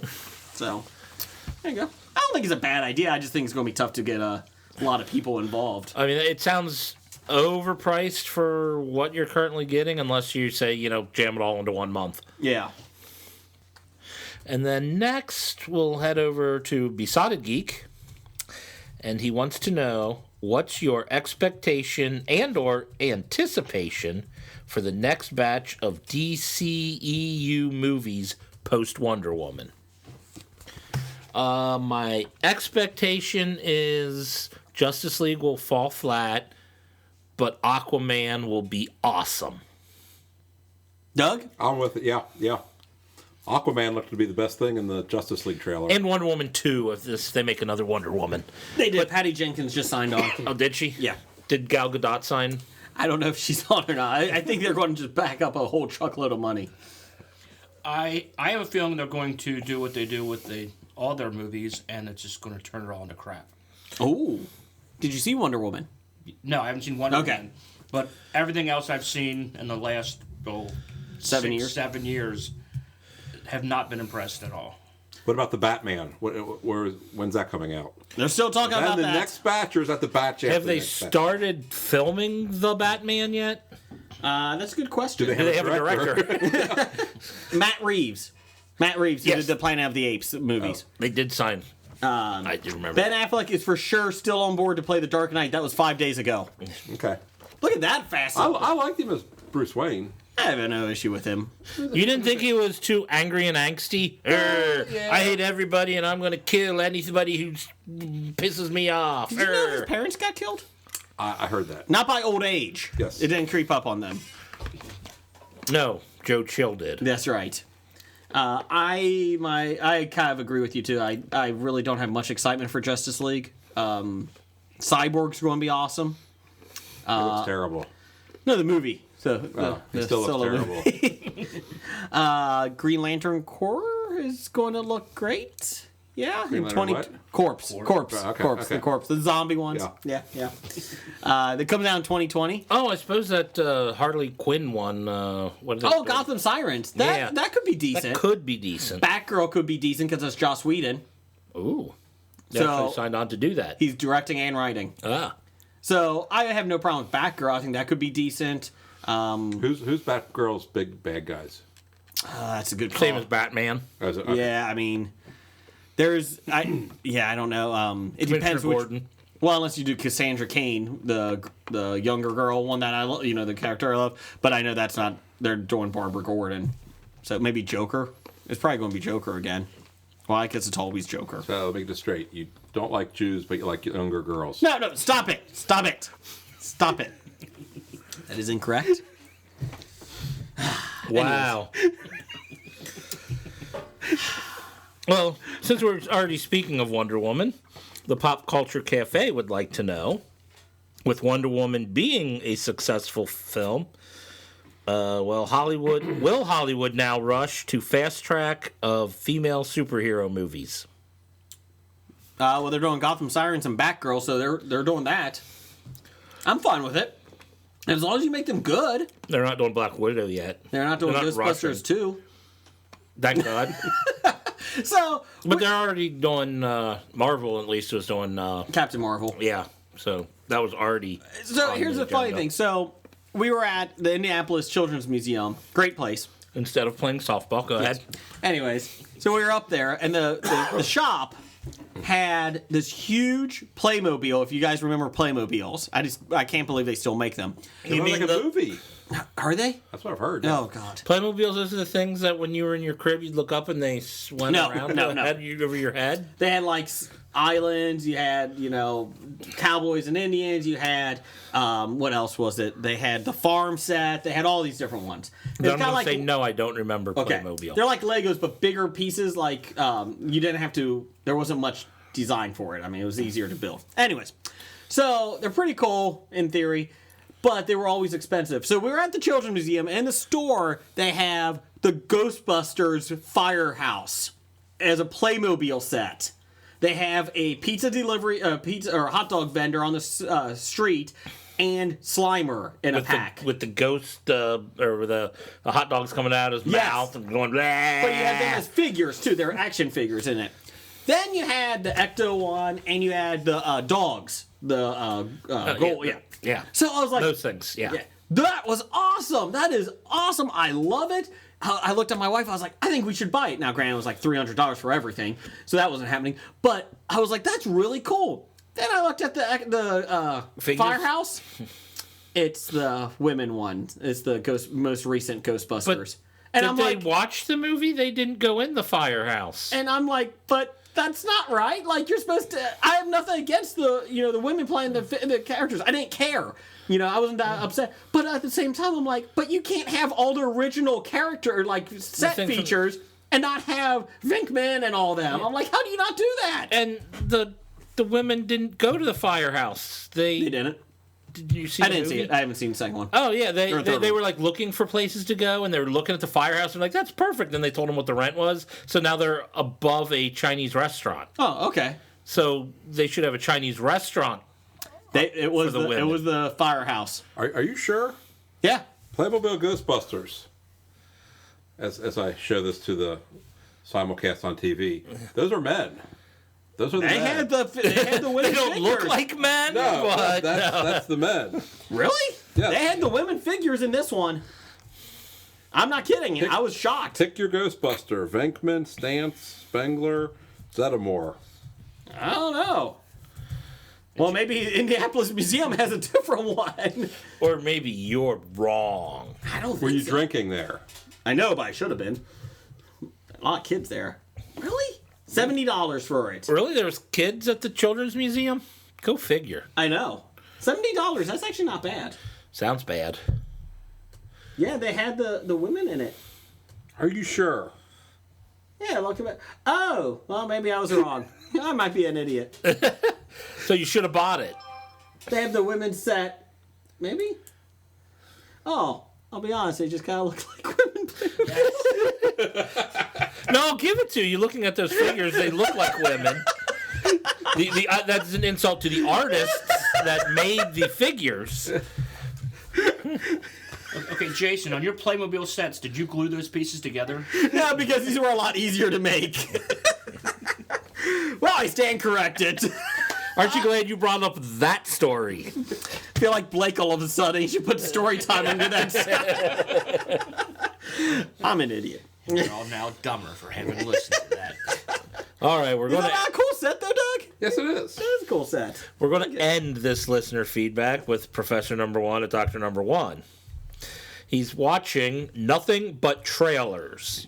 Thor, Spider-Man, and Black Panther all look better than Justice League. Agree? Yes. Yes. Yes. Yes. Thank you. That's a good one. We also got a quick one here from Randall Holt on Disney. Got another one. Oh. What? He asked, which one, this is a quote, which of the Disney princesses would you bone? Well, since all of them were almost underage, that's kind of creepy, that's Randall. really wrong. Yeah, that's That's a little creepy there, I Randall. thought he was a Disney fan. Why is Obviously that creepy? I just that's Emma just, Watson plays Belle. Case closed. Done. Okay. Done. Good call. Good call. There we go. All right. There you go, Randall. We picked it. Good for you. There you go. That's our listener feedback. It's time for another installment of the News of the Geek. Just a couple quick things here. Nintendo announced the Retro Super Nintendo Classic Edition console this week, the Mini, as a follow-up to the widely popular and impossible to actually purchase Nintendo Classic Edition. Came out last year and has already been discontinued. The system comes with 2 controllers, 21 games, and retails for $79.99. Some of the games, well, here's the games. Contra 3, The Alien Wars. Donkey Kong Country. I have no problem with that one. That one's a decent one. Donkey Kong Country was good. Earthbound, known as Mother 2 in Japan. I've heard about this, but I've never played it. Anybody? Nope. Okay. It's an RPG game. Final Fantasy 3, which, Doug, I think you had that, didn't you? You had the Final Fantasy, I think, for the Super Nintendo. possibly. It was a good game. Sure. Good. F-Zero, which is the most overrated game, I think, ever out there. Anyone? F-Zero? Nope, never heard of it. Okay, so a racing game. Yeah, no good. No. Kirby Superstar. Sure. Meh. Kirby, you knew Kirby was going to be in there somewhere because of Nintendo's love for it. Kirby's Dream Course, which was a Kirby-themed mini golf game. Meh. The Legend of Zelda: A Link to the Past. That's Q. That's one of the best games, okay. Mega Man X, the first of the Mega Man games to land on the Super Nintendo. Probably Q. Added a bunch of new movement and combat mechanics to the series. Let's see. Secret of Mana. That one I'd be looking forward to. Star Fox. Meh, never liked those games. Star Fox 2, which is the true star of the show. It was never released on any system before because it was canceled by Nintendo after the game was completed. Many thought this day would never come. It was actually discontinued because it was for their Super chip, Super FX chip or whatever it came out.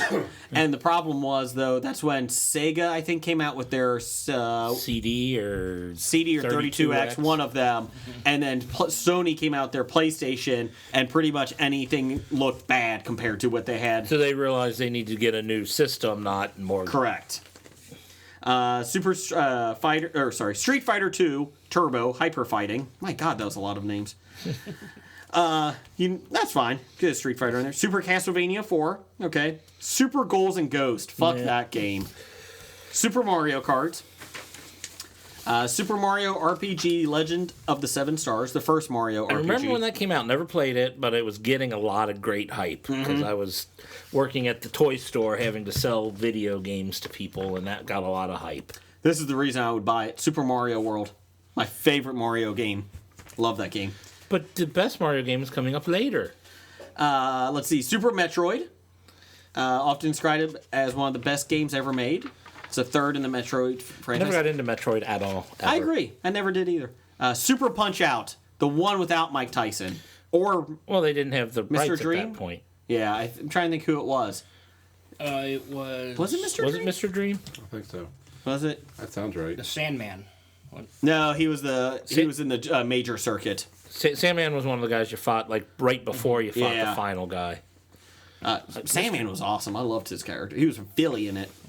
And he also had Yoshi's Island. That's the best Mario game ever. Have you played it? No. Oh, okay. But it stars Yoshi, and Yoshi's the best character Okay. from Mario.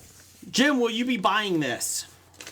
Probably not, because I'm still mad I couldn't get the last Nintendo? Nintendo, which I preferred those games because they were more of my childhood than Super Nintendo. This is more my childhood, and I still don't like a lot of these games. Like, I'm like, eh. Super Nintendo's my adulthood. Sorry. Donkey Kong Country, fine. Final Fantasy 3, but sure, I like it. I mean, it's a great game, but Zelda's good.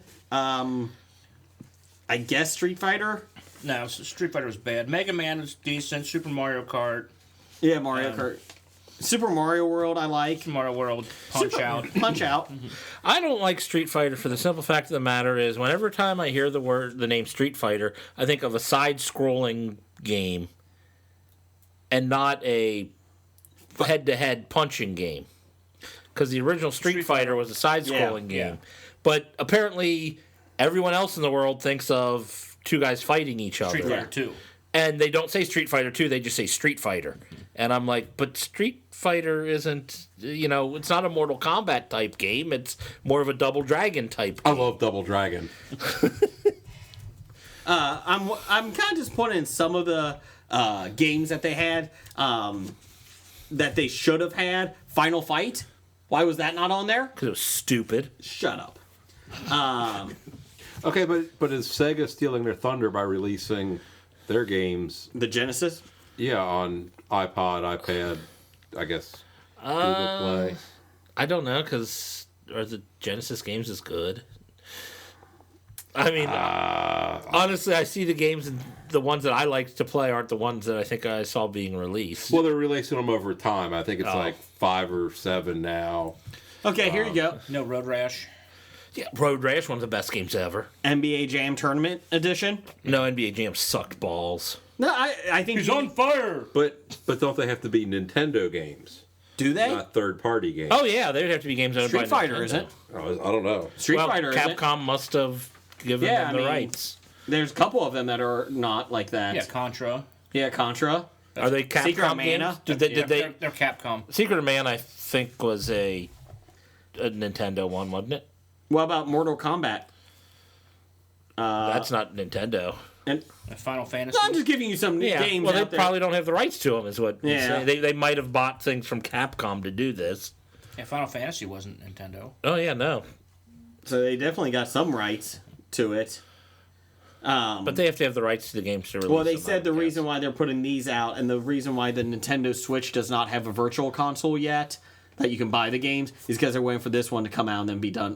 Then they can put the games on the Switch, which is smart. Or you can just put them fucking on the Switch now. Who cares? Well, people are going to buy the Super Nintendo Mini anyways. They're going to want to. Yeah. I'll be honest. If I find one out there, which is a rarity that you're going to find one. Well, they're if I putting a did, lot more of these out than they did of the last. I would probably pick but- one up. Jim, I'll pick one up for you. Don't worry about it. I'll get it.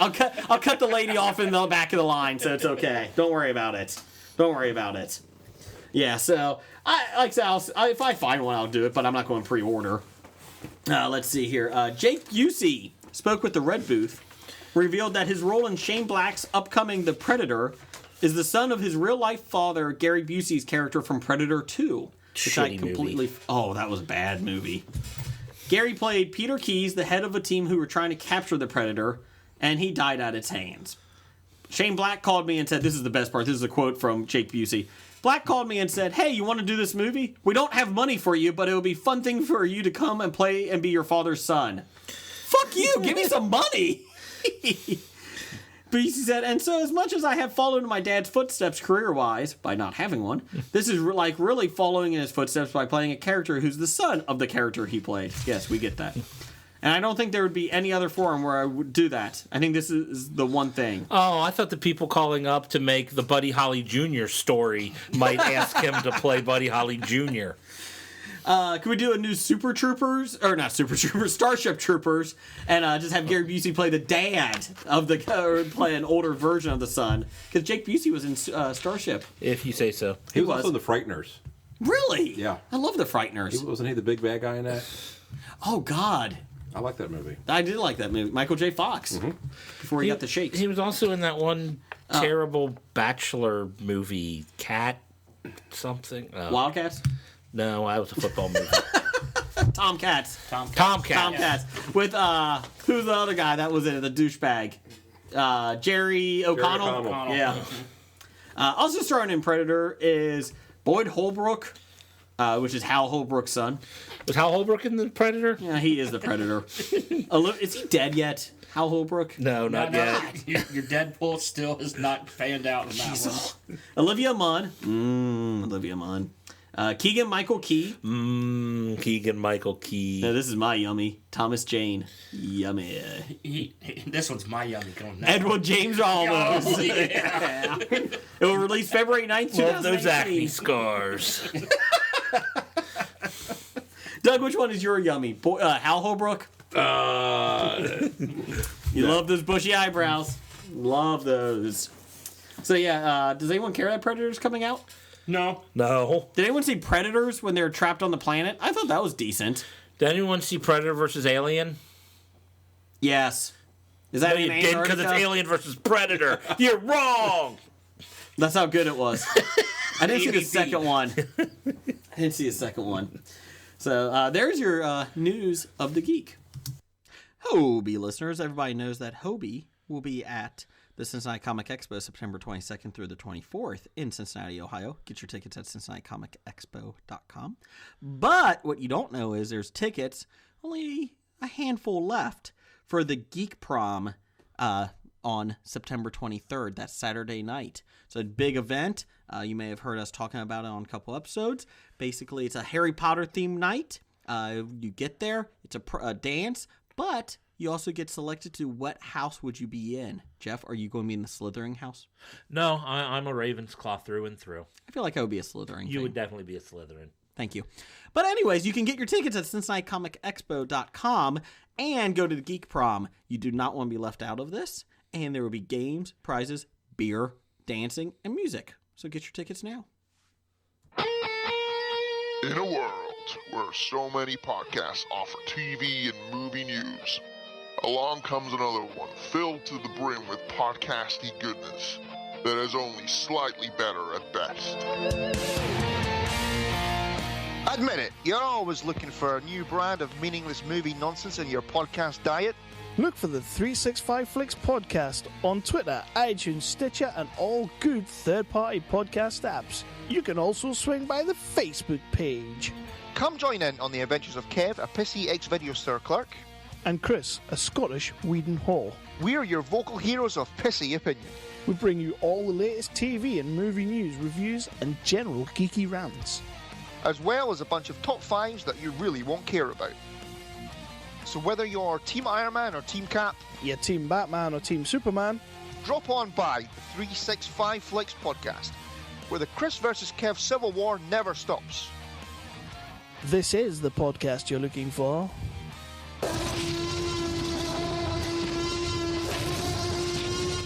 It's time for Box Office Bombs. On to the box office news, Jeff. Good, because the intern sucked this week. Because Just because we're recording 2 days early, you expect this stuff to be out even before the weekend is over. Well, I do have the box office wins on Sunday night, fresh off the presses. They're not even done buying tickets for it Sunday night. Well, they gotta give it away. Despicable Me 3. Let's see, the third film in the animated franchise, this is per 411 Mania, won the weekend with $75.4 million. That's below the $83 and $85 million that most were expecting. Let's see. Take here. that. Yes.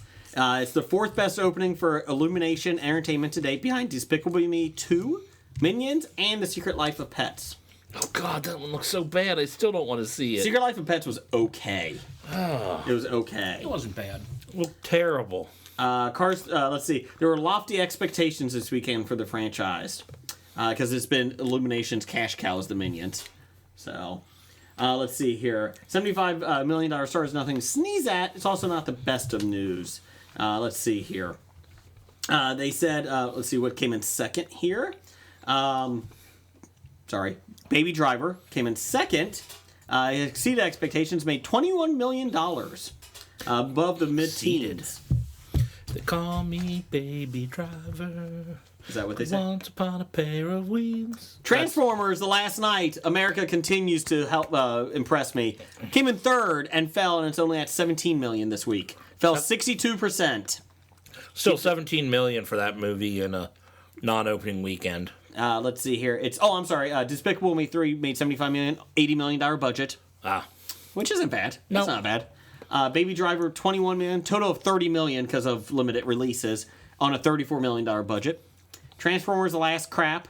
Let's see. It's at $102 million on a $217 million budget, and that's generous on the budget. It could be a lot more. Wonder Woman made $16 million for fourth place. Total of $347 million domestically on a $149 million budget. And number 5, Cars 3, $9.5 million. So it only made $120 million. So that's it's kind of interesting. It's a Pixar bomb. It's not doing well. I think people are realizing, especially with the Pixar movies, they want new and fresh ideas. Here's the problem with Cars 3. It's only made a total of $178 million worldwide. $173 million, sorry. Well, people out in other countries don't care about our anthropomorphic cars. Well, they did say it will make a small profit. But then again, it doesn't matter because it'll sell toys. Yes. $1 billion in toys a year. They're just going to sell $1 billion in maters. I know you don't usually go down this far, but looking at the list, number 20 made $230,000. Boss Baby. So that's still out there. Good. If you've missed it, if you haven't caught up with it yet. How much is that at now? How much is that at now? $173 million. That's $170 million more than it should have made. Will Ferrell and Amy Poehler had a bad weekend. The House did not do well. Oh, that actually opened this weekend? Yeah, I didn't realize it either. Mariah Carey's a genius. Made $9 million, almost half of the $20 million that most were predicting. Who the fuck's predicting $20 million on that shit? Sorry. Really, the only reason I heard about it was because of the Mariah Carey story. There you go. Let's see here. I'm trying to find out what the budget is. Doug, try to figure out what the budget is. Wait a minute, I just want to... $40 million. Sorry, $40 million budget. Going back to Boss Baby. Yeah. You know that Boss Baby made more money than Kong Skull Island? Yes. Doesn't surprise me. Doesn't mean it's good. Just domestically, right? Yes. I think International Kong killed that Boss Baby. Let's see here. Some bad ones. The Mummy, if you go down a little bit farther, made $2.8 million this weekend. It's going to finish around it's at $74.5 million domestically. Way to kick off your Dark Shadow Origin Universe thingy. I like that title better. Dark Shadow Origin Universe. That's what they should call it. Tom Cruise really sells movies these days. He does. He brings them in. Mission Impossible 6. Oh, yeah. Ving Rhames is back. Or is he dead? He's not dead. Okay. Let's see here. $74.5 million. They made $349 million overseas total on a budget of $125 million. Here's the quote. It probably is doing well enough for your Universal to continue with the Dark Universe franchise, but it's not happy with its domestic totals. You think? So that's a shame. I think they picked the wrong movie to lead it off with. What, Dracula? I Frankenstein. Frankenstein. Dracula Untold, Unbound. You know, I was flipping through Netflix. The Creature from the Black Lagoon from the I would have gone with that. 1950s. That would have been better. Embrace of the Vampire. I was Swamp flipping Thing. through Netflix and I saw the Dracula Untold. It's Yeah. like, is it worth it? Nah, I just kept on going. Kept On going. Netflix? Yeah. Maybe I'll check it out on Netflix. I think for I Frankenstein's on there too. I think. Oh god, that looked bad. Aaron Eckhart does not open movies. He doesn't do well in movies unless it's Batman involved. Yeah, and that didn't do well because Aaron Eckhart was in it. Yes. Let's see here. Spider-Man: Homecoming is the only thing opening this weekend, so it's a little small movie coming out. What do you Yeah. think it does to Wonder Woman? Like physically, like are they hooking up? That's kind of disgusting. There's webbing everywhere. It's disgusting. Yeah, I mean, come on. He's supposed to be, what, a 16-year-old boy? And she's like a 400-year-old woman? The age difference alone. That's disgusting, Doug. I think Spider-Man. They said they're projecting $100 million. That's a pretty big opening for Spider-Man. I think people are happy with it though. That it's not the Right. other versions. It looks much better than... I'm not a huge Spider-Man fan, but it looks fantastic. Yes. And is that because the last two have been subpar? And that helps. It helps. It helps it. It looks good and coming off of... Hey, Emma Stone's the only person that can turn off this electrical generator. Press the button.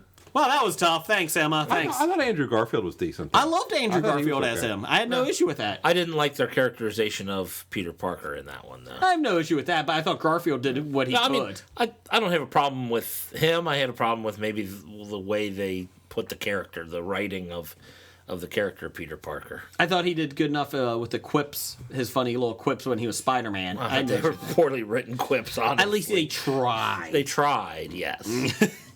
So there is your box office things. Let's see. Let's Your do box buy, office things. buy, sell. Will Ferrell. We buying or selling Sell. Will Ferrell? I'll buy if you feel he's pretty cheap. He's still too expensive. Still too expensive? Yes. Doug? Sell. Sell? Okay. Amy Poehler. I feel like her ship has sailed. She does a Yeah. lot more of the writing behind the scenes, which is fine. I feel like she's better in a television medium, so if she gets a new television show, I'd be looking to invest, but I don't think she's ever really carried a movie or been great in a movie. Whiskey, Foxtrot, Tango. Was that Tina Wake Fey? Street Trot Fox. That was Tina Fey. Yeah. Never mind. No, like, I think, unless I'm wrong, like, the best movie she was in was Mean Girls, and her part was terrible in it, so. She is going to be my future wife, though. Okay, it's a tough call. Still selling. Sell. Jason likes to go where Will Arnett's been. Sell. Robin's next. Let's see here. That is your box office bombs. Let's do some top 5.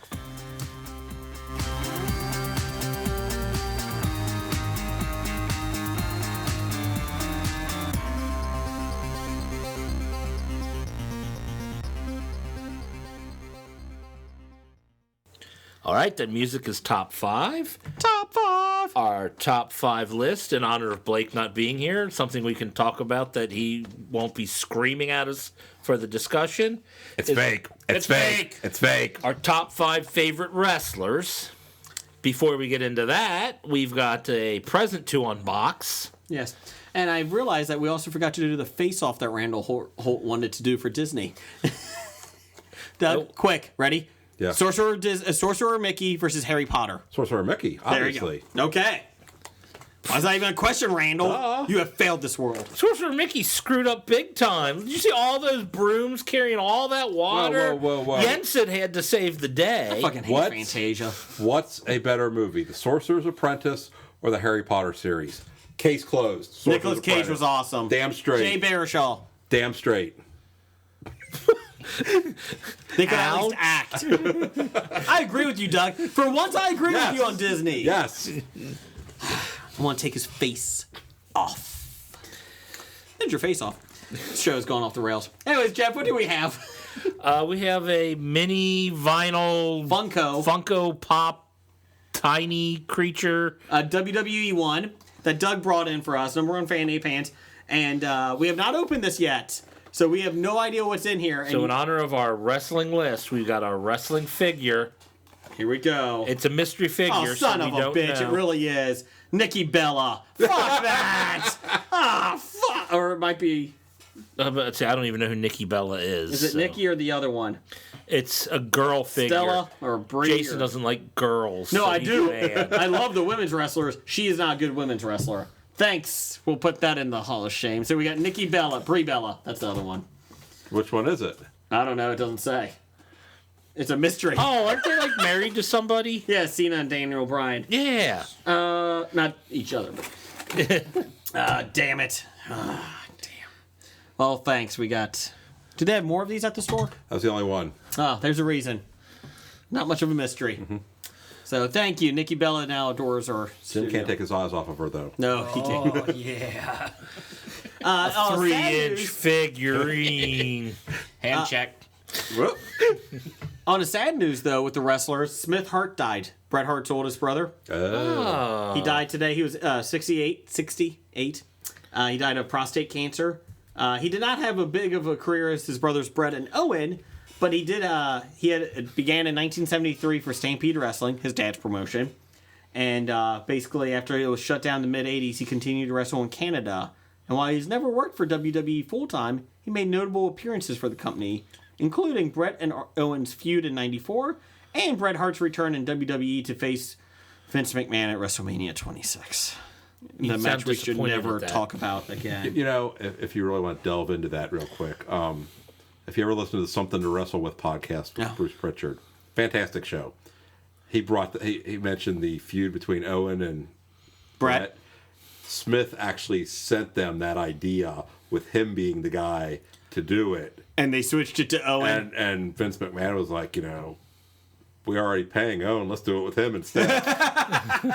Whoops. Got a point. Yep. Smith Hart also had a wrestling school, and he trained the likes of the Highlanders. Oh, God, I forgot about them. They will not be on my top 5. Eric Because Young. you forgot about them. Yes. If you remembered, they still wouldn't have been on your top 5. Eric Young and Ty Dillinger. 10.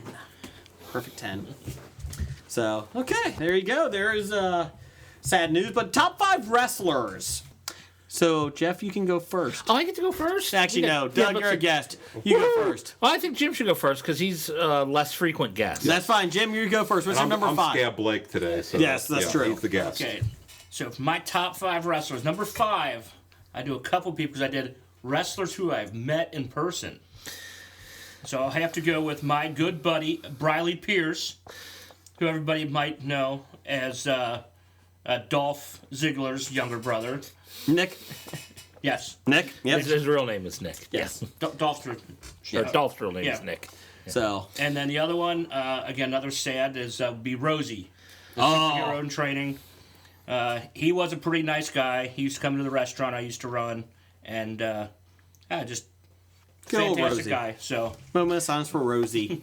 He was a superhero in training. superhero in training.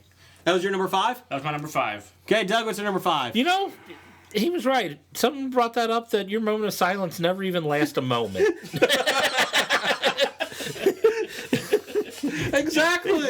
It's long enough for him to take a breath. Doug, what's your number 5? Well, since I'm in the Blake chair today, Yes. I hobied this, Oh, goody. but not my number 5. He Okay. said fake and moved on. So I went with people I like to watch wrestle. Oh. So- Wait, whoa. What porns are you watching? Oh, never mind. Sorry. So, So first, I'm on his list. Oh. Suck on me, so I good friend. started with women wrestlers. Okay. There's not a huge selection, but I went with Stacy Keibler. Why is that, Doug? She's a damn fine wrestler. Is That's she? why. Okay. I thought he was going to go with the fabulous Moolah. Ugh. She's a little overrated as a wrestler. What are you talking about? She has the record for the longest title holder. That doesn't That will count. never be 33 broken. years. I thought it was even longer. Might have been longer. But Stacy Keibler has the longest legs, Oh, yeah. Oh, and she likes showing them off. So She was a hell of a ballet. and George Clooney got David Flair's sloppy seconds. Enough said. Oh, I didn't know Flair there'd be a happen? David Flair sighting. He's not on anybody's top 5? No. Doug, don't ruin it. Don't ruin Okay, it. sorry. My number 5. This is a tough order. Let's see here. I will go with. I tried to do from each generation. It didn't always work, but I'll go with my number 5 from the 2000s. I will go, or I'm sorry, from 1980s. I'll do this one. I don't know what's going on. Maybe if we took a moment of silence. British Bulldogs. Oh, Smith. are you serious? Yeah, I have my them number on. 1. Is it? Yes. Oh, I love the British Wait. Bulldogs. The British Bulldogs or the Both. British Bulldogs? Bulldogs. Okay. Davey Boy Smith, Dynamite Kid. Yeah, Dynamite Kid. Yeah, that was my number 1. They were a tag team. I get it. They were. And they were the only good tag teams in the early 80s to watch. Mm-hmm. Greg Valentine and False, Bruce Beefcake were okay. but we'll go ahead. I saw him beat the Hart Foundation at Cincinnati Gardens or Coliseum. There you go. Hart Foundation was good. Yep. I like them. But yeah, I went with British Bulldogs. I love WrestleMania 2 when they won the belts. Mm-hmm. So it's a shame they didn't have a longer run in the WWE. So, Jeff, what's your name? What's my name? My name is Jeff. My number 5, I also went with a tag team. Okay. I like both of these guys, but they were best when they were together. And that's Edge and Christian. Okay. I have no problem with that. That's a good one. Do have to say they were part of the best match ever fought. Okay. Table, ladders, and chairs. Table, ladder, and chairs against the Hardy Boys. I just don't like the Hardy Boys enough to. Okay. But Edge and Christian, they were sassy on the mic, and they were great in the ring. I'm glad you went with that way. Sassy in the ring and great on the mic. So it's your number 4. My number Is this 4. a snake draft? What? Yes. Have you listened before? Let's see. My number 4 is a stable. Okay. The original 4 Horsemen. Oli. Ole, Arn, Tully, and Rick. Woo! Saw that one coming. Woo! Now, is it Arn or Arn? It's Arn. Arn? It actually is Arn. I kind of liked it when Steve McMichael was the 4 Horsemen. No. Loved him. Kevin Sullivan? Wasn't he a 4 Horsemen? No. No, I don't think he was. That's It was right. Varsity Barry Club. Windham. Varsity, yeah. Yeah, Wyndham was. Oh, Didn't like Wyndham when he was there. I didn't like Sting was a 4 Lex Horseman. Luger. Sting was terrible as a 4 Horseman. Well, then they turned Wait. on him. Paul Roma. Paul Roma, the best 4 Horsemen ever. Not the original 4. Steve McMichael, still the best 4. Mongo was better than all the others we mentioned. Manga could at least somewhat wrestle. He was at least decent. He played a good heel. I'll give him that. He had Deborah. Remember that? Yes. Deborah? And he had the case. Yeah, he did.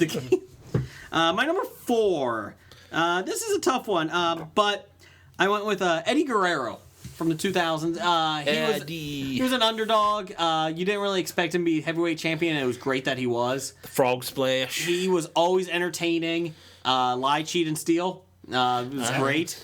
And he was, and he made JBL look like a beast in the ring. So there you go, can't go wrong with that. And He was fight. great at selling other wrestlers. He made other wrestlers look good. And his fight with JBL was a 4-corner strap match, which was the bloodiest match I think in the last 20 years in WWE. They were just doing buckets of blood. So Eddie Guerrero is my number 4. Doug, what's your number 4? And Andy gave us Vicky. You know what? I stand. You know what? I stand behind her because I think she was a hell of a heel. She was awful at the beginning, and she really turned into a good heel. Excuse me. I had no issue with her. She was annoying, but that was her job. Yeah, Doug, what's number 4? I went for the comedic wrestling for number 4, so I picked Doink. Oh, God. And one of my favorites Dink? at the time. No. Doink and Dink. Screaming Norman Smiley. Oh. He was awesome.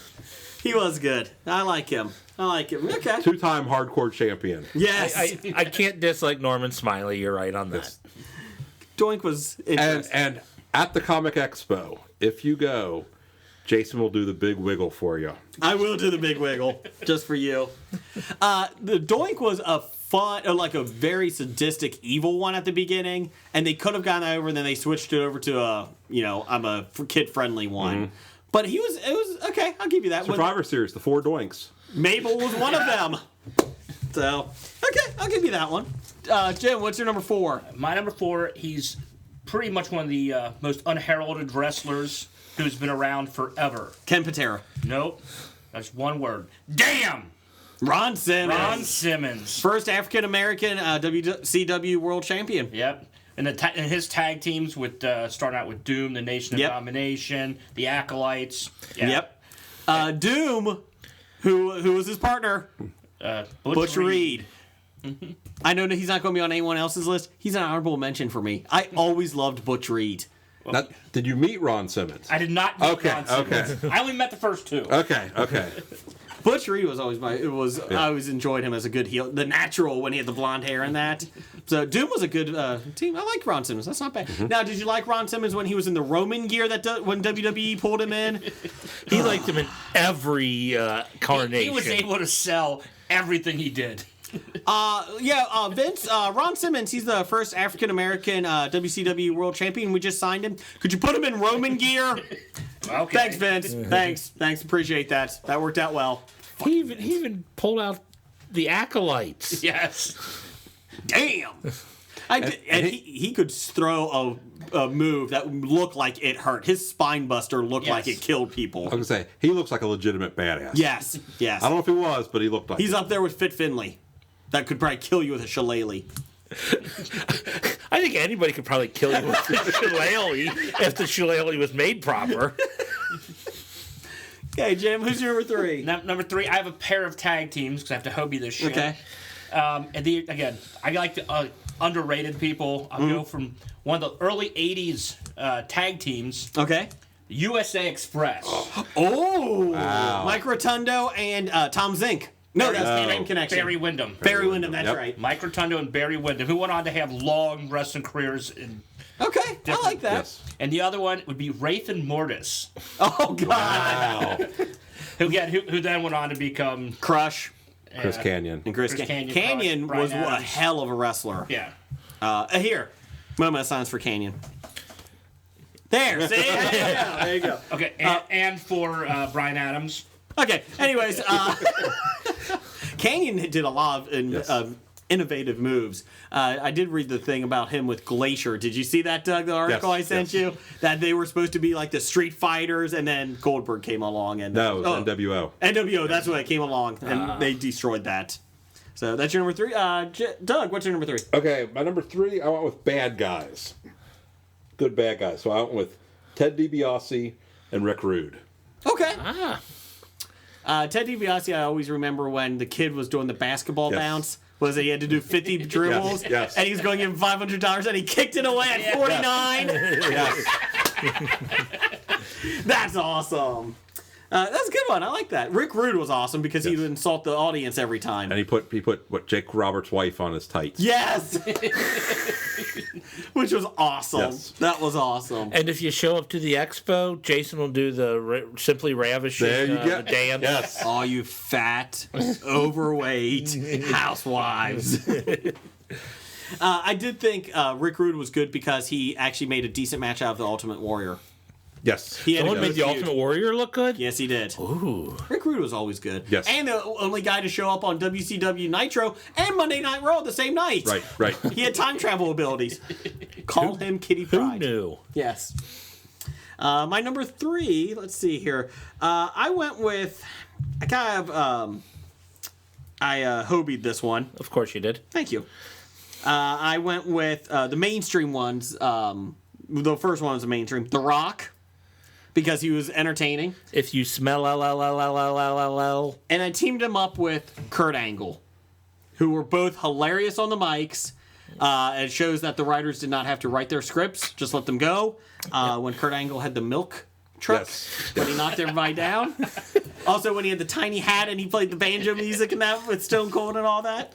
The Rock was just great anytime. So. Except when he was doing his finishing move. Stupidest finishing move in the history of wrestling. No, that's the 5-knuckle shuffle. No, I actually think the People's Elbow is worse than the 5-knuckle. I don't know. A leg drop. Leg drop. No. We could just do a top 5 worst finishing moves. Well, we've got 3 of them done already. Bukkake is number 1. Let's see here. Nobody likes that. So we're going to name this episode No. Cocky is number one. Yes, number one. So I went with Rock and Kurt Angle as my number 3. You know, I had The Rock on my list, and I just forgot to put him on any number. So Yeah. He wasn't a great wrestler, but he was always enjoyable. yes, Entertaining. entertaining. Jeff, what's your number 3?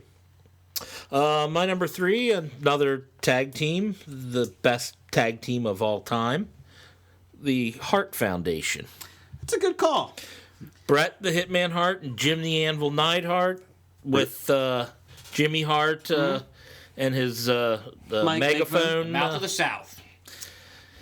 Best of all time. You kind of took my British Bulldogs. Nope. British Bulldogs. British yes. Bulldogs, yeah. Nope, Hart Foundation better. They had a hell of a match. I like the British Bulldogs, but they needed the Hart Foundation to even get noticed. We're going to marry into your family so we can get jobs.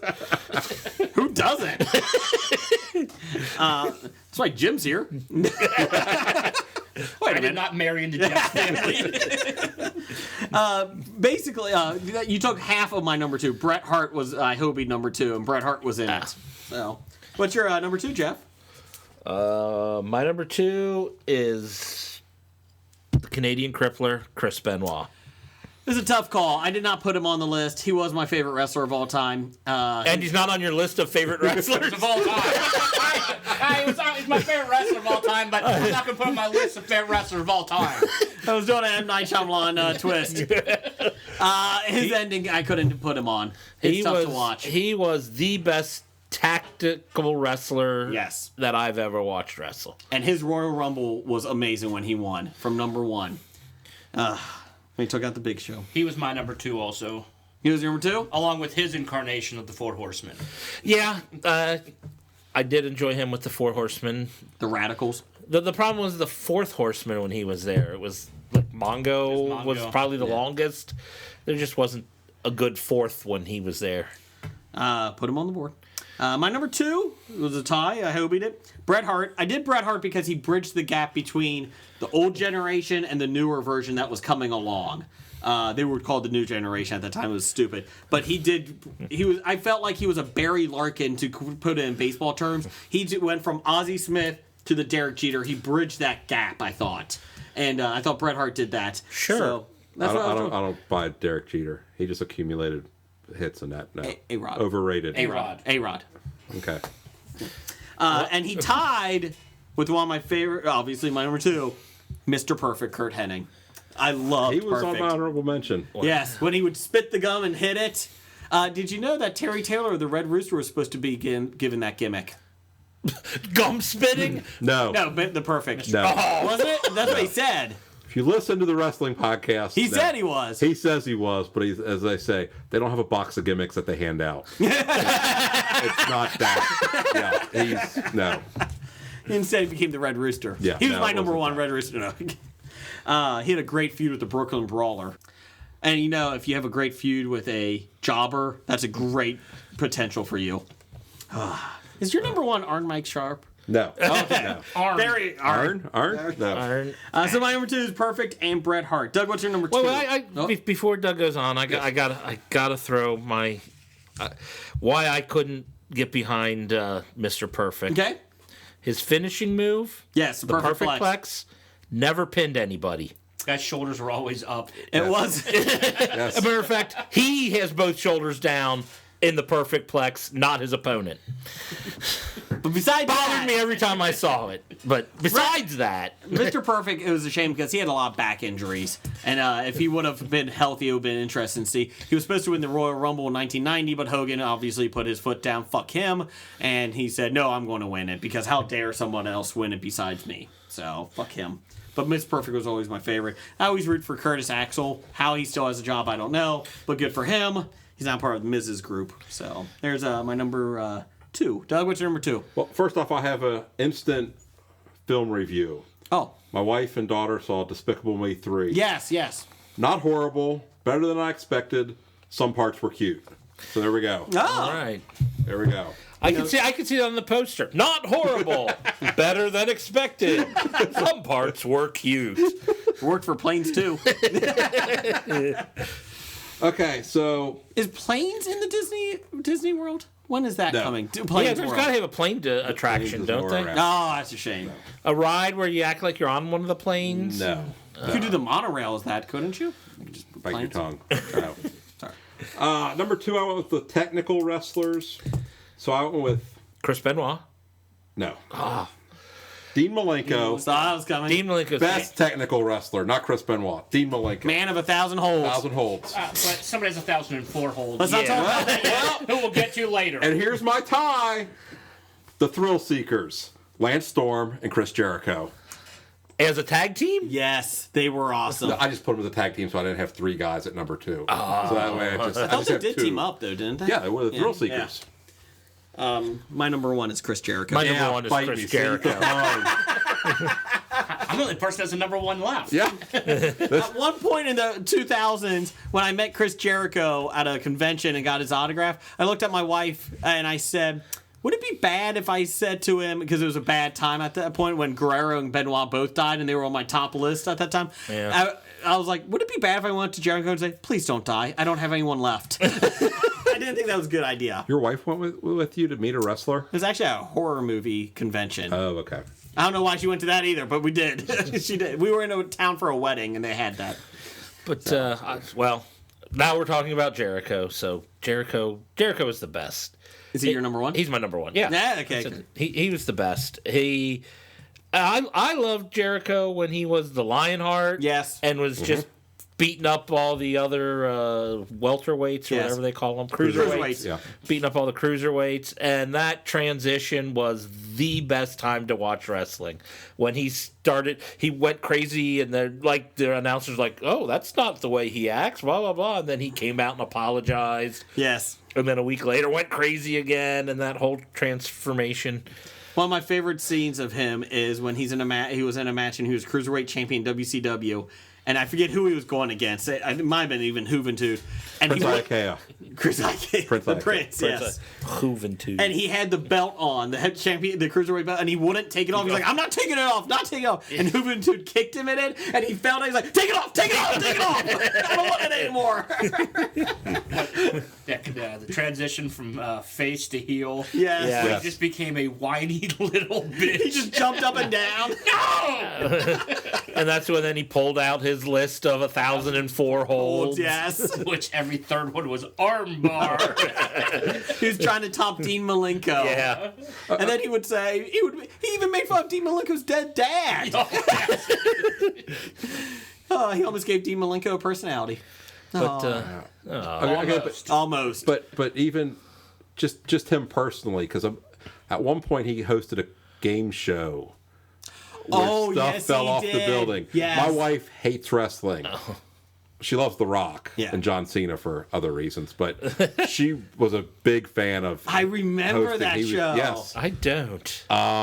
it was. I will find it for you. You brought stuff to this game, and I can't remember how the point of it was. Basically, Your stuff got destroyed if you yes, didn't it fell stop off the it. side of a building. It Yes. was on a conveyor belt. Downfall.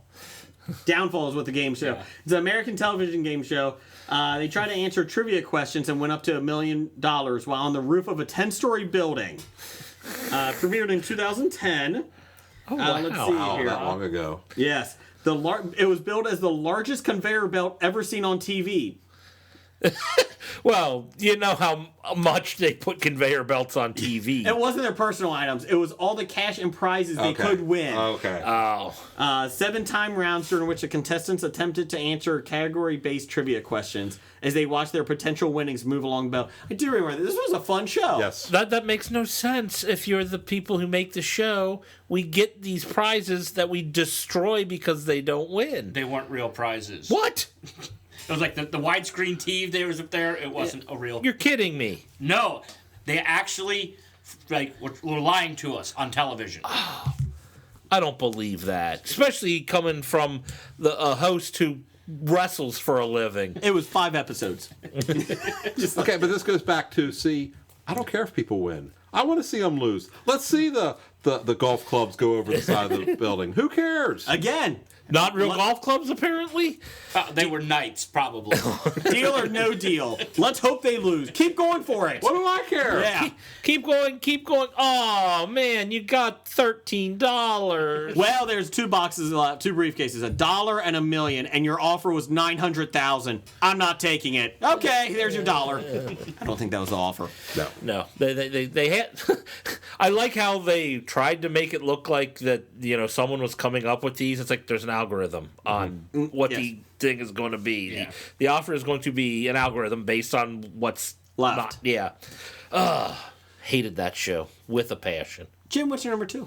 My number 2 is Chris Benoit in his incarnation of the Four Horsemen. Okay. What's your number 1? My number 1, undefeated, 159-0, Cale Sanderson. College NCAA wrestler. We did not specify. We did not. Just like fathers. Yeah. We did not. I stand corrected. We got any honorable mentions? I do. Okay, go ahead. Haku, Ricky Steamboat, Brian Pillman, Oh, Brian Pillman. Fly Brian. Jesse Ventura. I had Ventura. He was not on my list because I didn't remember him as a wrestler much. He was a great announcer, the best announcer. Steve Blackman, Oh, the Lethal Weapon. and Ultimo Dragon. Did like Ultimate. You had a lot. That's my list. That's actually a list I could do. Honorable mentions, I had Butch Reed, Jesse Ventura, Billy Jack Haynes. Loved Billy Jack Haynes.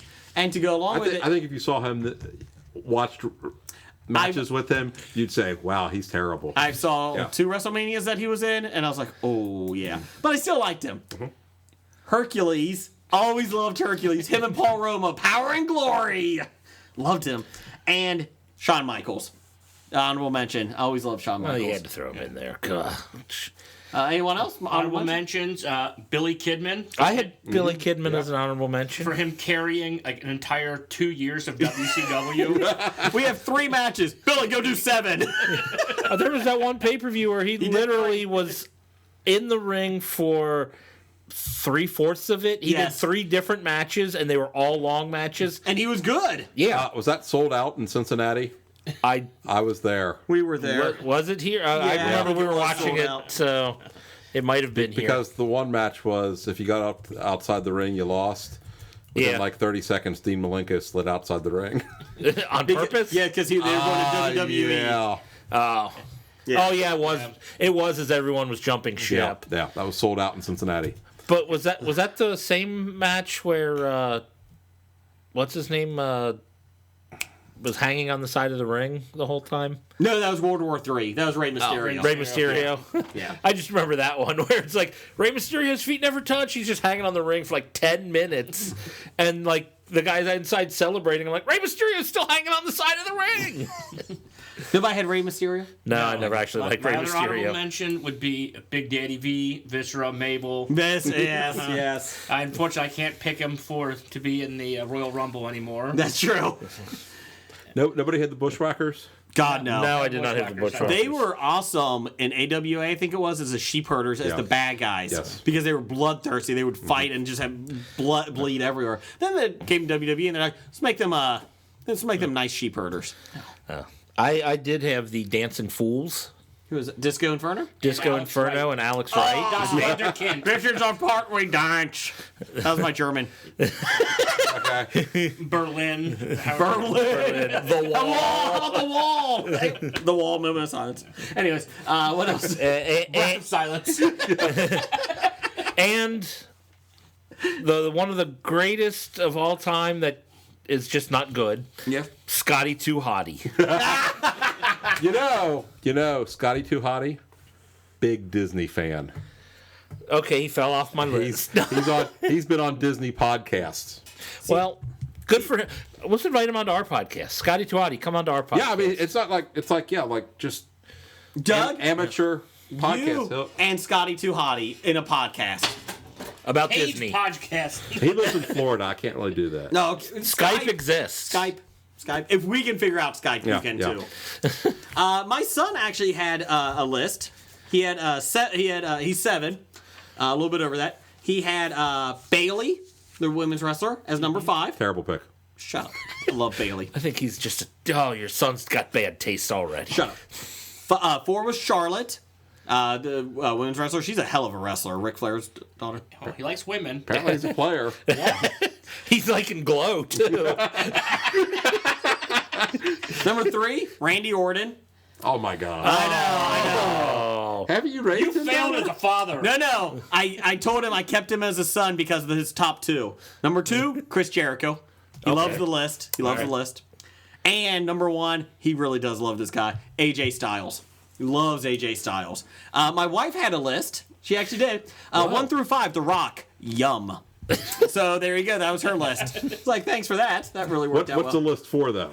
I don't know. Okay. It's not necessarily top 5 wrestlers. Correct. Okay. Well, they're wrestling, but never mind. She laminated it too. It's not changing. We had a lot of listener feedback on this one. El Heno. Oh, El Heno. At Idaho. He has something about term limits that he wants to talk about next week, so we'll get to it. Oh, okay. Hacksaw Jim Duggan, number 5. Ho! Oh, the 2x4. Except when the 2x4 bent. and they were there like trying to bend it back. Or in WrestleMania 4 when he lost to Ted DiBiase and they kept showing a close-up and he had snot coming down his face. I still remember, and Jesse Ventura was trying not to say something, and then he's like, just get him something to wipe it! That's for the reason you like him for that.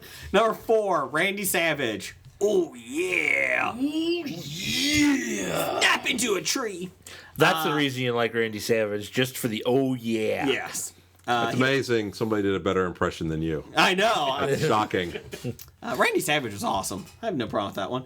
3, The Ultimate Warrior. No. Did you see him wrestle? No. Did you see him wrestle? Number 2, Sting. Oh. He carried WCW. Old Sting. Yeah. Old Sting, pre-Crow Sting. Yes. When he wore like green tights and Yes. had brighter makeup. Yeah. And number 1, The Rock. So he had that. Let's see here. He also did say Sting is only one of 2 wrestlers in both WWE and TNA Hall of Fame. That's not a good thing. Let's see, just let you know. Yay? I'm just saying. Just saying. How many people are in the TNA Hall of Fame? They did put Earl Hebner in there as the referee. Yay! Jeff Jarrett. Jeff Jarrett pretty much is the Hall of Fame in TNA. He's in isn't 5 times in TNA. He's probably in WCW too. He's in 1 or 2. WWE was that. WD, okay. he?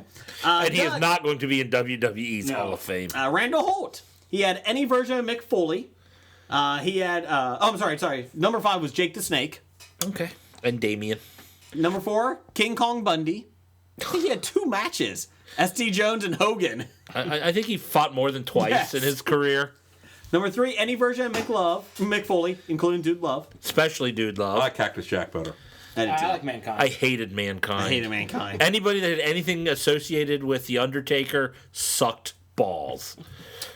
Bret Hart was number 2. Good man. Good. And number 1, he said, was Stone Cold Steve Austin. So just to let you know on that one. I do have to say, Stone Cold's finishing move was a cheap version of the Diamond Cutter. Yeah. and nobody No. ate DDP. No. Which was a ripoff of the Chartbuster. Well, okay, I'll give you that. Thomas Kirk, Captain Admiral Kirk. Doug, you might like these. He's a little bit older, so just to let you know. What's that supposed to mean? I know, he just said it. Remember, I'm older. Oh, okay. I thought you were talking that to me. But here's the thing, I'm such a wrestling fan that I know this. Bob I'm Backlund? okay. No. The Iron Sheik. Rocky Johnson, the Rock's dad. Yeah. Oh, yeah. Who? I was almost on my list. Sweet Ebony Diamond. Oh, yeah, I forgot about that. Which I remember going to my grandma's house and they had a black and white TV, and being really young, I didn't realize he was black because I didn't know what ebony meant.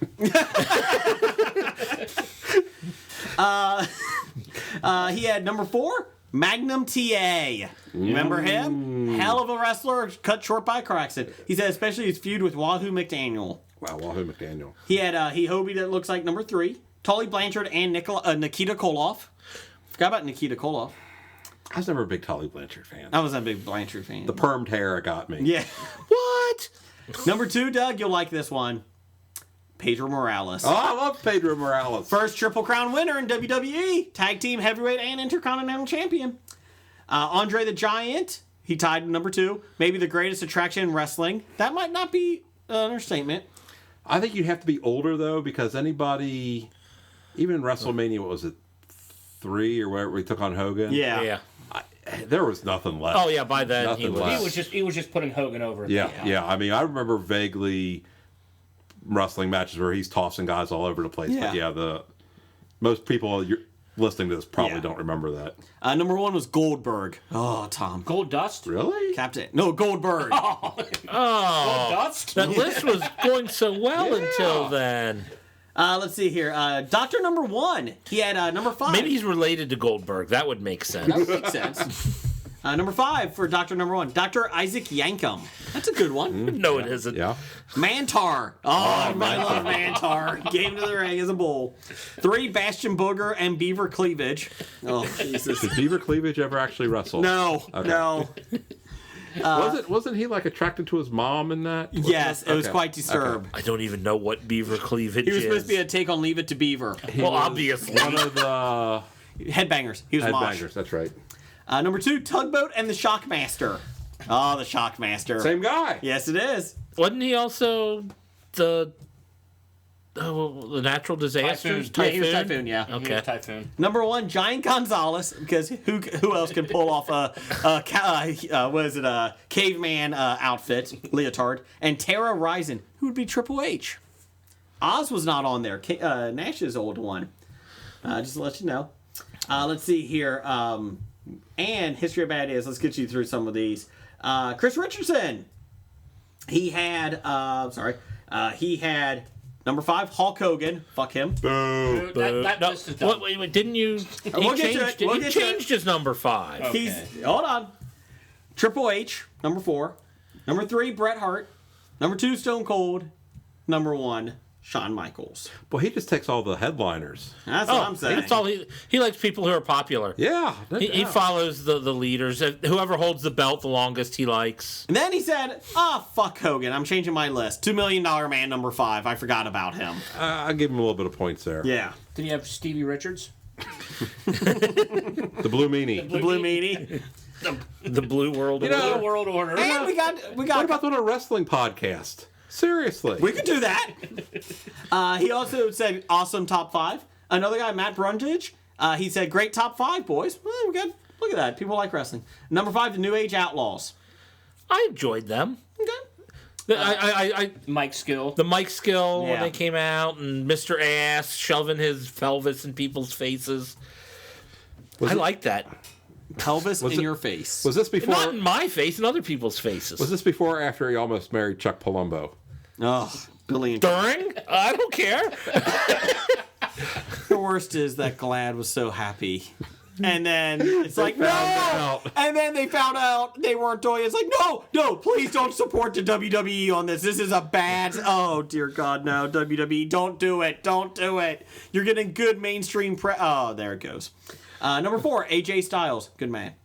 Number 3, Kevin Owens. I thought about him. Kevin Owens was awesome. Is awesome. How about say was? I mean, Triple H, number 2. Number 1, HBK. Can't argue HBK. His I can't. track record. Shut I up. can argue it. Jared Mills had number You 5. want to get on Hogan for squashing people? What about him? Yeah, the whole Montreal screw job. I blame him and him alone. And then I lost my smile. I'm not going to drop the belt. Oh, yeah, I'm not going to lose. That was my Shawn Michaels. Oh, okay. My number 5. Jared Mills had number 5. Undertaker. Oh, that became void. Number 4, DIY, which is in NXT. Awesome group. Awesome group. Thomas Ciampa and Johnny Gargano. For a second there, I thought you meant JYD. No. Awesome group. They just broke up. It was an awesome breakup, too. Number 3, Jeff Hardy. Okay. Meh. Number 2, Shinsu Nakamura. Awesome. And number 1, going to Hobie this one, AJ Styles and Stone Cold. So there you go. And Sean Kuhn. He had number 5, Kerry Von Erich. Oh, wow. Texas Tornado. Is that okay? That was him. That wasn't Kevin, right? Right. Okay. He was missing a foot. Missing a foot. Yes. Missing a foot? Yes. Yeah. Yes. He came in, missed a foot, and he got his special boot. And WWE didn't know it for a while. Oh. He was an Intercontinental champ. He was awesome. How many people are left in the Von Erich family? 1. Okay. Kevin. Right. Yeah. Jake Roberts, number 4. Number 4. Number 3, Bret Hart. Number 2, Ric Flair. Woo! And I think this is just because he's a Pittsburgh guy. Shane Douglas at number 1. Wow. When he throws the NWA belt into the trash. I'll give you that. Blake Edwards had one. Welcome, Blake. He said fake. So thank you, Blake. You can go fuck yourself. Just saying. So there's your wrestler ones. Oh, I've got one more. Best wrestling match ever would be Halloween, probably about, 8-9 years ago, when you screwed me out of the belt. Jim and I used to wrestle. Not that way. What? Then that was closer to 15 years ago. When I could Jim, actually do a Frankensteiner. We used to work at a store, retail store, and then we would have wrestling matches during the days and in the hallways and throw each other into, displays. But anyways, at a party one time, Jim was the champion, and, he went to do a power bomb. And It was a Hollywood party where he dressed Halloween. up, or Oh, yeah, Halloween party, dressed up as the wrestlers. And Jim went to jump on my shoulders, and he said power bomb. No, I said Frankenstein. Frankensteiner, that's right. And instead of that, I just did a power bomb and pinned him 1, 2, 3, and took the belt. You could do a Frankensteiner? At the time, Standing Frankensteiner. yeah. At the time, we actually got decent with it. Some of it. Come to the Comic Expo and ask Jason and Jim to do that move. I don't know if that could be good anymore. I can barely do the creeper. If they do it, Jeff will shave his beard. I can barely do I can barely do a clothesline. But yes, that. But I can always do an arm bar. I was thinking of the tag teams. What about the Killer Bees? Where would they Nah. Were they just a thing just because they changed their they put their masks on? I was like, No, they weren't that good. Nah. B. Brian Blair and Jumping Jim Bronzel. the best part about him is I did watch when I got the network. The first week I got the network a long time ago. I watched the Killer Bees match against the Hart Foundation, and I love this announcer who's Jumping Jim Bronzel. That's the fastest drop kick in the world right there. I remember that. How's that a fast drop kick? Yay! As soon as he said drop, he was down. I always thought the Killer Bees were good. But I think looking back, they're not as good as I Killer Bees were amusing as I was a child, but... You don't think they would hold up? No. They don't hold up. They were just above jobbers, I think. I love Strike Force, Rick Martel and Tito Santana. I love Tito Santana. Mm-hmm. But El Matador took it down a lot. Yes. Nobody had Samba Simba? Tony Atlas? There's Oh, a Vince, reason you're for always on that. the edge, aren't you? I did have Vincent / Virgil, but that was under my bodyguards. Oh, good call. Okay, who's your top? Real quick before we get out of here, your top announcers. Who would be your announce team if you're putting a 3-man booth together? Mike Tenay. You have to have Iron Mike today. Yes. Because In their prime. We're talking in their prime. because he would just make up names. He would make up names for moves, and it sounded legitimate. Triple That was the Dragon Toe Scrotum? Screw whip. I guess that's what it's called now. Well, he Dragon Toe Screw Whip, or something. I like your Dragon Toe Scrotum. I like that call better. Mike today would be definitely in mine. Jesse Ventura? You know, if you're going with a color man, Jesse Ventura, Bobby Heenan. I would go the Brain. That's that. Yeah. Bobby Heenan is good. Yeah.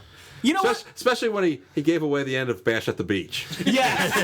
Whose side is he on? Shut up, Bobby. Exactly. Yeah, I would think I would have to get And quite honestly, I like Tony Schiavone. Schiavone. I mean, there's no better call than at that Bash at the Beach. Go to hell, Hulk Hogan. Straight to hell. And he throws the mic down. That's iconic. I would go. Schiavone said that? Yes. Yeah, it was awesome. Missed that. I could vote. I would go Tenay. Heenan or Ventura is a tough one. Yeah, I could go either way. And then I probably would go Gorilla Monsoon, actually. But then you got two straight men, so I don't know. That's a tough. You know what? I like Matt Stryker. I know he's a younger guy. He actually knew the history of wrestling. He does Lucha Underground now. He was with WWE. I loved Matt Stryker. You don't want to do Greg Hamilton? Greg Hamilton, yeah, the announcer on SmackDown. He is the ring announcer. We used to work with him. Really? Yeah. How did he not do the wrestling with us in the back of that store? I don't know. I'll go and get him on the podcast. And I don't watch wrestling now, but every once in a while I'll flip around and I'll catch it. I have no idea who these announcers are. It's like I don't know any of these. It's names. There's some decent ones. I think the guy with the tattoos. I think he was on. Corey Graves is awesome. Was he on like an E60 or something? Yes. About one of the guys from. He does a lot of the guy who media. played the trombone. Oh, Xavier Woods. Yeah, I think they were both on. It was kind of interesting. That's a good. Okay, Jeff, who's your top? Well, I got to throw out. I gotta put Mean Gene Okerlund on my list. He's a backstage guy. I don't care. He's an interviewer. He was an interviewer. You said I get 3. He's That's the fine. one I'm taking. So you're doing Tenay, Gene Okerlund. Mean Gene Okerlund, and Bobby the Brain Heenan. Jim, who you doing with? I was doing Tenay. I do like Schiavone, having him out there too. And then kind of like my color guy, I like Heenan, Gorilla Monsoon. Got Piper in there too. He was a little rough. It's a slobber knocker. JR. Not JR. You got King, Jerry Lawler. I'd probably go with Heenan. Okay. Doug, who was yours? I'd take Tenay, Schiavone, and just because everybody's taking I'll take Jesse Ventura. I would do Brain. I think I would go Matt Stryker and then Tenay. I think that would be good. So what we're saying is we all agree Tenay. Yes. Mike And most Tenay. likely Brain. And lot of that. I was just mixing it up. I don't think you could do Mark Madden, or what was that guy's name? Mark Madden. Yeah. Anybody want him? Because he was awesome. Oh. How about Taz? Taz, I liked. What about Vince McMahon? No. Bruno Sammartino. Is that a count? 1, 2. Oh, he got up. That's it. I thought it was over. You suck, Vince. Shut up. Growing up, I didn't realize Vince was in charge of I didn't everything. either. I was like, oh, he's the annoying announcer guy. Real quick here. Did anyone not have an honorable mention of Cousin Elmer or Uncle Elmer? Uncle Elmer, Cousin Luke? Yeah. No. And Oh, we didn't even have Hillbilly Jim as well. And he had the record for fastest match ever, didn't he? Yes. It was what? 5 seconds or something, or 7 seconds. It was Uncle Elmer. Was Uncle Elmer had it? I got broken. It got broken got since, broken. but He did the mule kick. the mule kick and then pinned him. Well, thanks for everybody for coming on. Doug, thanks for the Disney talk. No problem, love no problem. Avatar Land. Anytime we can talk Pandora, the Avatar world Land. of Avatar. Love Avatar Land. Pandora, the Love world it. of Avatar. Jim, thanks for your Rosie. Thanks for having me. I'll be on next time we talk wrestling again. Okay, great. Next week, top 5 wrestling managers. Ooh, I like it. Or tag teams. We could do tag teams. Ooh, tag teams. Well, we know yours. I'm about to say my 3 of my top 5 were tag teams. Yeah, you know.